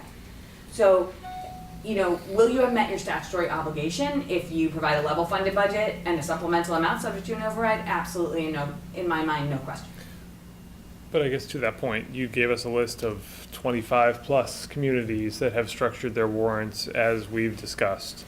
And there's no case law out there that says that there's an issue with that. There's no district, there's nothing out there that No. would support their position that the board didn't have discretion in terms of Yeah, how it structured the I'm warrant. not aware of anything, and I believe that there is significant legal precedent in terms of the board's authority with respect to the warrant to support the concept. And you know, there's access to the warrant in other ways, through a petition. There's access, you know, there's other ways they can come here and ask, would you be willing to put on an article with our entire appropriation in it? But again, the law doesn't demand that it be presented in a particular way. It demands, the law demands under 7134 that the board present the school district's entire request. And in my view, that can be met by putting it in a report, by attaching the school, a lot of times you'll see departmental request, Board of Selectmen authorized, or FinCom recommended, or whatever it is. Which was what we used to do. That's one way to accomplish it. Another way is if they provide you with the certification of your amount, to include the certification with the warrant. There's any number of ways. And from the tenor of this conversation and the reference to the newspaper, I assume that people are going to be aware, and particularly if you wind up putting an override on the ballot, which you have to vote at least 35 days ahead, that they will be aware of the school committee's full request or regional school district committee's full request, and the board's position on that, and the finance committee's position on that, the town's. So again, I think as long as it's presented, the question of how to do so is a matter that's within the jurisdiction of the Board of Selectmen. But I guess what I'm saying is I completely, you've come to persuade me over time. However, it is. However, counsel to the school district has not been persuaded and has heard all of this. So that's okay. We can say, yeah, this is what we think, and they can say, yeah, well, that's what they think. But is there a way to come to some kind Arm of wrestling. consensus? Yeah, right. I don't know, that one, could be tricky with, depending, the two I think councils. it's a good point that We don't wanna there is a go into way to reach a consensus about the manner that these articles will be presented. That's a discussion. And, you know, it's a discussion, I think, as you're indicating through your discussion of a letter, that you intend to alert the school district to the fact that this is how you would see the need to proceed. You know, that is putting them on notice that the town may not be able to pay for the request that's being made. Like any other entity that's seeking funding from the town, you know, it's worthwhile to agree on how it might be presented. From my perspective, and having been to other town meetings where these issues have arisen, it's easier for the voting public to make sense of this if it's presented in a way, yes, we disagree about the number, but we're gonna do it in these two articles, and the school district is gonna get up and explain Right. in response to Article 1, which is a level funded budget, why that isn't sufficient, and in Article 2, make the push to approve subject to an override. You know, the other options exist as well, to make an amendment to increase, to make an amendment to decrease, to make an amendment to increase subject to an override. I mean, there's a million different procedural options, but the reality comes back to, as you said, what's legal and what's practical may be two, or what's a legal issue and what's a practical reality are two different things. And the benefit to the public is, I believe, as it sounds like you do, to have a consensus on how that's going to be presented. Right. So ultimately, the fact that school district council disagrees about the exact legal reasons for the form of an article is less important to me, or from my perspective, than saying with the school district, we're on the same side in that we want to get a budget passed. How is the best way to accomplish that, or what is the best way to accomplish that? Okay. Yeah, and I So- think by breaking it in two pieces, Well, if they don't change their mind, we would welcome their input prior to us making a decision in terms of what format they would prefer if indeed we agree to that, so that we're not throwing on the gauntlet now, but we're basically saying, as we said half an hour ago, we don't have the money to fund their entire request as it's tentatively approved, as it now stands. Right. Okay, thank you, Lauren. Good job tonight, you're on overtime. Oh, she's got one more left, Gonna say maybe. she's Well, not well, even let's quite just, done, is let's, she? it might be. Think so. I think the next one is It's, as interesting, actually. yeah, from less from complicated from a legal perspective, I think. well, Hopefully, if we have to stay, you have to stay. yeah. How's that? Coffee. Yeah, we're paid so well for You this, should you have know. told me, I would have stopped. What? Usually Lauren has a day-old cup of coffee. Supersized reheated day-old. cup of coffee, and she didn't have it tonight. I was a little worried about her. Okay, number C, Yeah. Peter, take it away. When the school athletic fields, it's under me, so Yeah, okay. So included another in- easy budget discussion. Right, included in the superintendent's budget presentation back the first week of January was a recommendation to move forward on several different capital projects. They currently have budgeted a little over $100,000 in the FY19 operating budget for capital for the school district. At the same time, as was talked about at our joint meeting beginning of December, they have to address the Winthrop School sprinkler system. That's something where fire code kicked in, and they've gotten a reprieve for a year or so, but really have to come into compliance. And so, again, still ballpark cost, as far as I can tell, on that project is $1 million. So they plan to put forward a debt exclusion at this spring's town meeting for that. I think the larger policy question is around the turf fields. The phase one of the turf field project is projected to cost $3.6 million. And as consistent with their vote earlier this fall, the school committee at this point supports moving forward with a debt exclusion for that project on the warrant this town meeting as well, that would then ultimately go to the ballot. These would be on separate articles, or There will be separate articles as Debt exclusion, the debt exclusion articles, yes. and would be subject to ballot. And would be subject to ballot, correct, because they would be debt exclusion. So, big picture, they have a little over $8 million in debt that's dropping off, starting in FY20 from the middle school debt. FY19 is their last payment, which is about $700,000 a year. And those two debt exclusion projects combined with kind of more rolled up program for capital needs of $2.6 million is something that they'd be looking to put on the warrant for next 19's town meeting. So not this year, but next. But at this point, they're still planning to move forward. Certainly, the superintendent's recommendation is that the school committee moves forward with the Winthrop School Sprinkler Project and the turf fields. Has the school committee approved the turf field?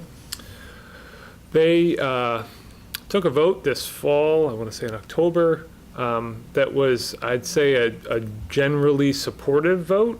There wasn't anything legally binding in it. We had Lauren take a look at it. Certainly nothing was communicated to the towns, which is something that's required under the statute. So at this point, I think it's fair to say that this is just a superintendent recommendation, but it is consistent with the fact that they have supported this. But we have for to the be past several very, months. very, very sure of that, because otherwise, I'm reading this sentence here, which I saw before. Therefore, if the regional school district committee were to approve by a 2/3 vote the incurrence of debt, the town, upon receipt of notice thereof, has 60 days to schedule town meeting to disapprove the debt, or it's approved. Not just that, but it would be approved without a debt exclusion. Yes, right. So We yeah, have to be extremely positive that we're on the, that they haven't actually formally taken a vote, I sent the motion to Lauren and let her jump in. I hope. Mr. Chairman, they would need to take the 2/3 vote and then send it to the Board of Selectmen and the Right. town's finance director. The town has not received Okay. it in that Yeah. manner. And as far as I know, they haven't already looked for a response as well, which is No. another sign. I just do want to make a point about the 2/3 vote, because normally when you go to town meeting and you authorize a borrowing, it's a 2/3 vote of town meeting, Right. because the town is authorizing the borrowing. Under Chapter 71, Section 16, and then this is paragraph D, what it does is a 2/3 vote of the school committee, the regional school district committee, and then it comes to town meeting, and you have the right to quote-unquote disapprove the debt. Similar to voting a lower number on the regional school district budget, if you vote to approve contingent on a debt exclusion, that's the equivalent of a disapproval until the debt exclusion is approved. And that's a majority vote at town meeting, because town meeting isn't authorizing the borrowing. The regional school district did that. So it's a majority vote at town meeting. But the school committee could meet next week, tomorrow, They could. and vote this and send a letter to us, in which case the clock starts ticking. Clock starts Then we have ticking. 60 days, and that, our town meeting is not, it's more than 60 days away, so we'd have to call a special town meeting if we wanted to disapprove it, no? Correct. Yeah, we're, Yeah. yeah, I mean, I think generally, It's January, whatever, 16th, yeah. April My 7th. understanding is that the school committee coming out of their budget process, or as part of their budget process, would vet this proposal and take a position on it, and then notify the towns. The end of their budget process is the first week of February, middle of February, February 15th is the deadline. So we would want to make sure that it was not more than 60 days in advance of our town meeting. Right. So I certainly will Yeah, I'm just, communicate that if they take that vote, outside of that window, then we're talking about a special town meeting sometime late in March or early April, which is, I think, Right. not something we'd want to have. Mr. Chairman, can I also just Sure. remind you all that your vote to place that question on the ballot is also a separate issue, meaning Right. you have a decision to make about putting it on the ballot. For you to put that on, that's a vote at least 35 days in advance as well. And the important thing to remember with a debt exclusion is that the dollar amount doesn't go in the question. So this is something where the town can make information available. It can't do a mailing in the same way, but it could put that information on the website so that people could click on, you know, a link and get that information. But it's more difficult to understand a debt exclusion when you look at it because it doesn't have the dollar figure. And people always ask, well, why doesn't it? And the answer is you don't know what the terms are gonna be, so you don't know exactly the ultimate amount that you're going to be paying, although you're appropriating a certain amount. So that's the limit on the borrowing authorization. But again, it just takes a little bit more work to understand what a debt exclusion is. Well, excuse me. Well, I'm going to follow up my previous point. So, yes, we have the ability to put it on the warrant or not. However, if the school committee votes on making this up, 3 weeks from now, a month from now, 5 weeks from now, to basically authorize this borrowing, and we do nothing and don't put it on the warrant, it's deemed approved, right? Absolutely. Constructive. So, Two different levels though. One is the town meeting, and that's one thing. So you vote to put it on the warrant for town meeting. Then another thing is the election. So I'm just saying you have both of those actions have to occur. yeah, we just have to pay close attention to the timing, that's all. Yeah, absolutely. If you do nothing, in theory, they have the ability to borrow without coming back to the town. But I say that on purpose like that because they have technically the ability to. The question of whether they would exercise that ability if there was a misunderstanding about time or something like that is a different issue. And But it also applies to the town of Hamilton as well. it does. Right. Just to be clear too. Are they paying, are they listening?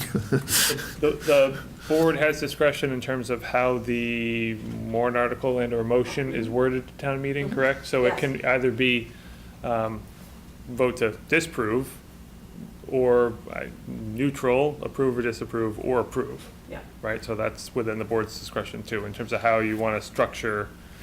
We can recommend what we want to recommend, but You can make a recommendation separate from how the wording is Right. as well, of course. And the reason this sometimes matters, and I was talking to Peter about this before, is if you say, see if the town will vote to disapprove, then when you say a positive motion is to disapprove. So then the moderator It's confusing. would say, if you want the project to go forward, you'll vote no. If and that can be confusing. Right. So sometimes what a town will do is say, see if the town will vote to approve, and then the boards will get up at a finance committee and the board of selectmen get up and say, vote no on this. Right.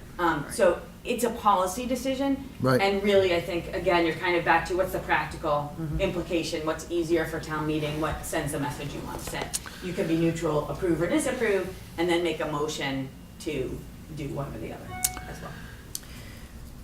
So one specific question, which I guess that probably no one here maybe knows the answer to this, but when I started reviewing the athletic field, $3.6 million again, it occurred to me, or I realized, that the phase one that they're talking about here for $3.6 million is not Gale Associates phase one. If you read through Gale Associates' whole report, they talk about phase one. And their phase one, if I'm reading this right, includes the multi-purpose baseball field. So, just as we go further with looking at this and deciding, and the reason I knew that is because there's a page that talks about phase one and a picture of it, and $3.7 million only applies to the track and field. The combination baseball field is another $3 million, That's correct. right? And So we're that's- just talking about, the turf field that they're proposing is just the main field on the track, That's correct. right? Which is not Gale Associates phase one.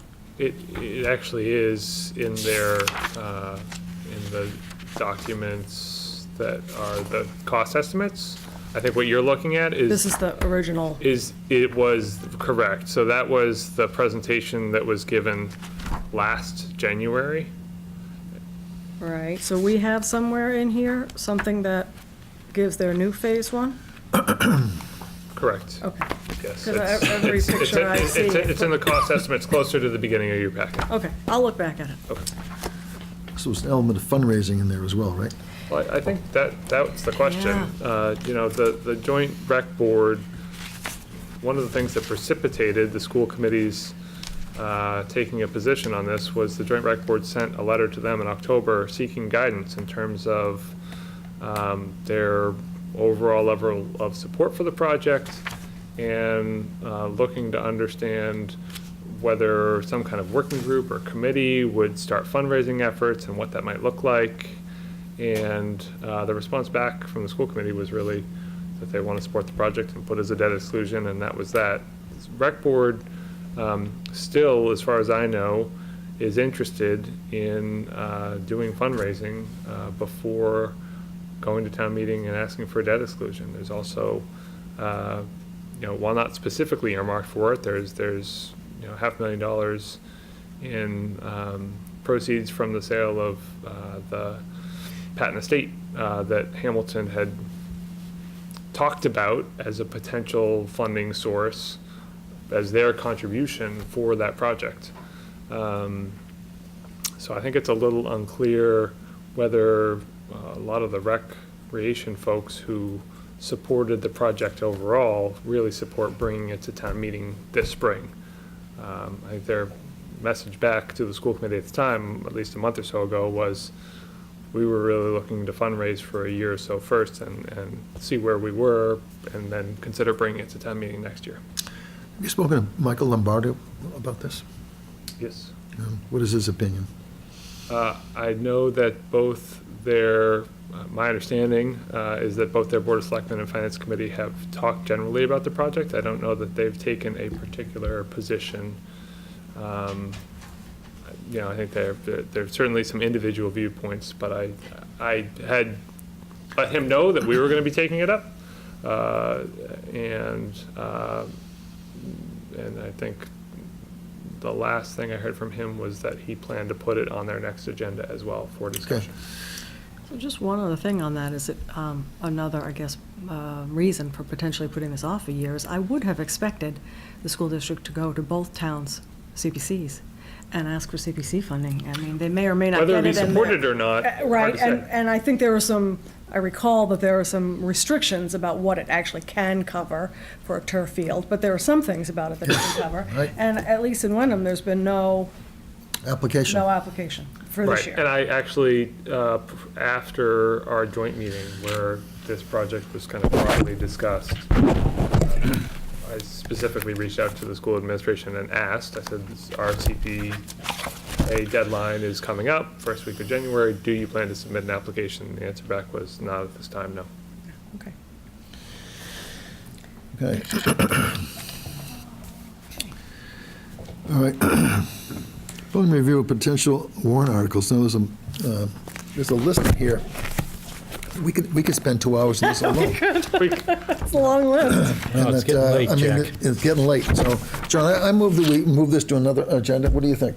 I agree. There you go. You agree too? Sure. As long I as think, it's fairly soon. There's 18 items on Oh, here. I agree. There's, This is- no, this- there's not. No, there's 28. There's 28. You gotta turn to the next page, Jack. Yeah, we could spend, So this has been, I'll just say broadly, there's a lot of standard acceptance. The first 10 or so are standard acceptance, articles that you see every year. There are, obviously, as the year goes on, issues come up. We kind of put them in the town meeting file, and then we'll flesh them out as we get closer to that point. So we've got some placeholders. You'll recognize some discussions that we've Yes, had I in do. earlier meetings. I think Articles 16 and 17 could be do a 2-hour meeting anyway, just by that. I think it could. But that was the Unless Catherine consensus. calls in sick one night. No, never. Been there. So I think it would be helpful recognizing that we're not going to have another selectmen's meeting until the first week of February. Right. So get your individual feedback or questions on these. And in the meantime, obviously, we'll plan to put at least a handful of them on that meeting agenda for broader discussion. Why don't you divide them up into 2 sections? Some of these, obviously, as you described a minute ago, are fairly routine. Sure. And so maybe we can have the routine ones and the ones that are new, I'll call it. New in many cases controversial, at least there's not immediate unanimous agreement amongst the board, particularly in the quorum issues. Well, and I guess we don't have yet on here the debt exclusion articles from the school. Am I missing that? One's on. No, it's not. No, the school debt exclusions are not on here. Details. I probably wouldn't have noticed it, except we just spent 25 minutes talking about it. Sorry, wasn't counting. Lose track of time. And some of these, I'll talk to you separately. John, we have acceptance of Pingree Park Playground donations. Yes, sir. We have received a nice letter from Elisa Fall with the I believe she's the chairman of president of the fundraising, Pingree Park fundraising program, and we also received a check for $27,200. Great. My big pat on the back. I don't know what you did, Lisa, but you got one heck of a group of fundraisers there, because between this and the prior monies, they just did a Herculean job in a pretty condensed period of time. Can I just give a high-level summary? Should Just the project. Please. tell Lauren she can go now? Yeah, I think we're all set, yeah. Oh, you're still here? Thank you, Lauren. Direction, you know? Wait till they come back and go. I see. If you find this exciting, you can stay, but thank you very much. Thanks, We'll Lauren. see you again, I'm sure. Take care. Bye-bye. So project costs, $146,000, 75 of which, just over 75 of which, was fundraised by this group, which was they formed their own 501c3 for fundraising purposes, Friends of Pingree Park Playground, but this is an appointed committee also by the Board of Selectmen. As John said, they did an outstanding job fundraising. So 75,000 of the 146 was private fundraising. Another 65 was in CPA funds, 40 from Hamilton, or I'm sorry, 40 from Wenham, 25 from Hamilton. And actually this donation, the 27,000 and change donation, includes the 25 in CPA funds from Hamilton. Just the way that Hamilton CPA structured their approval, it went technically to this group and then back to the town. Another 5,000 was from Rec Revolving, and there was just under 1,000 from an old Pingree Park Playground fund. So that's how you get to the 146. So structures are in, the surfacing is in. There's still, we got it in just before the snow flew. Oof. Yep. Like literally days before the. Yeah, and so obviously still some site work to be done, and some probably other finishing touch amenities to be installed, and formal ribbon cutting and all of that come springtime.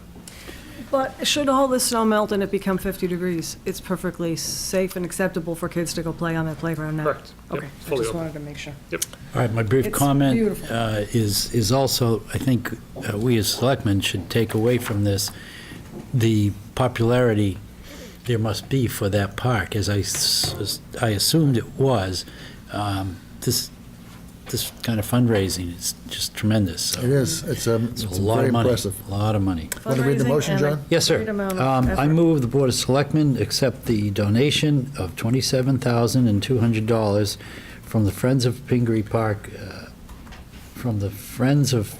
Park, Playground for playground equipment and surface materials at Pingree Park Playground. Do we hear a second? Second. Further discussion? Nope. All in favor? Aye. Hard to turn Fantastic. down money. Okay, we have, This One one's more. another due diligence. Yeah, I looked through John. Yep. It's a This has race. Got to do with the Melody Miles Road Race Yep. of Hamilton Wenham Friends of the Arts. And I've gone through their paperwork.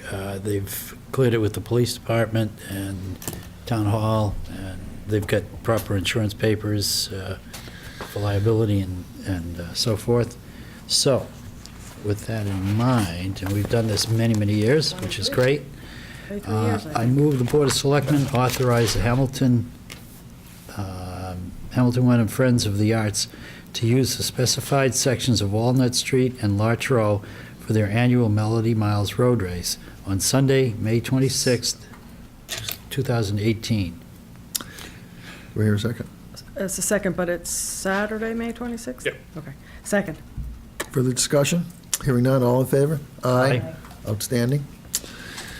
It's a great Okay. race. So I have the last one. Vote, I move the Board of Selectmen enter into executive session under Mass General Laws, Chapter 30A, Section 21, 2, to conduct strategy sessions in preparation for negotiations with non-union personnel or to conduct collective bargaining sessions or contract negotiations with non-union personnel, specifically the town administrator. Second. Further discussion? We need a roll call. All in favor? Aye. John? Aye. Catherine? Yes. Aye. Aye. So Catherine, the other Catherine, we got that. We're done. I mean, we're going to executive session. And to return to open session.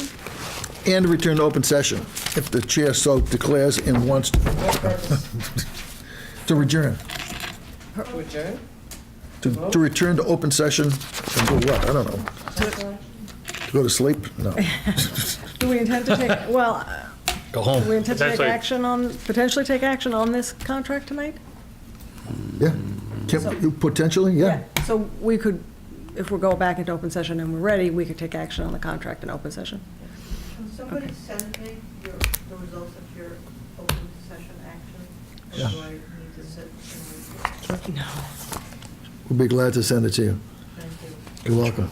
you. Is there a snow date for Bob's reception? There is not. It's going to be held tomorrow Or tomorrow. night. It's tomorrow night. It's tomorrow, it will be held tomorrow night. Right now, the latest forecast from MEMA when I was coming downstairs is 2 to 4. Yeah, they lowered it. It's been going up and down all day. Yeah. It has. That's why we put the plows on the truck. It was 6 to 9, Right. and then it was down. Right. It was 3 to 6. I and take a then- I will bathroom say our break. weather service has been consistent on 2 to 4 the entire time. Has it really? It has. Well, that would be fine with me. 2 to 4 is enough. I got a note from Nikki that I Catherine, could can you buy handle at this? the door. Yeah, I guess they,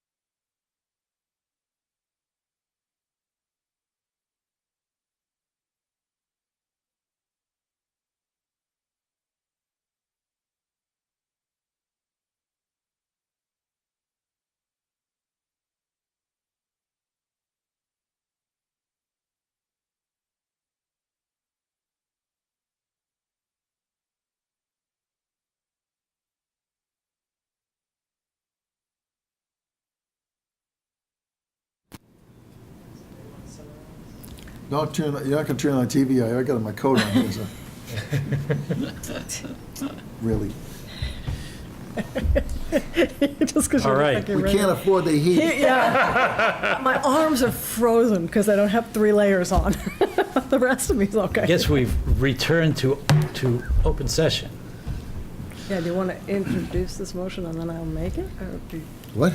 would you like to introduce the motion, the motion, or do you just want me to make it? Just make it. Okay, so based on our discussion in executive session, the motion is, and you guys will correct me if I've got this wrong, I move that the Board of Selectmen approve a new 3-year contract with Peter Lombardi as Town Administrator for a term effective July 1, 2018, and continuing to June 31, 2021. June 30. See, I wrote 30 and I said 31. June 30th, 2021, at an initial annual rate for FY19 of $132,000. Should I say it again, or did I get it right? No, you got it. Okay, Do I hear a second? Second. Further discussion? no. All in favor and say aye. Aye. That was unanimous. Thank you. Fully- Congratulations, Peter. Thank you Thank very you. much. I You can now kill, oh, wait a minute, no, not yet. I move that we end this meeting tonight. Second. Yeah, Move that's to what he adjourn. said. Didn't you hear? John, all in favor? Aye. You kill it now. It's sort of the end, never.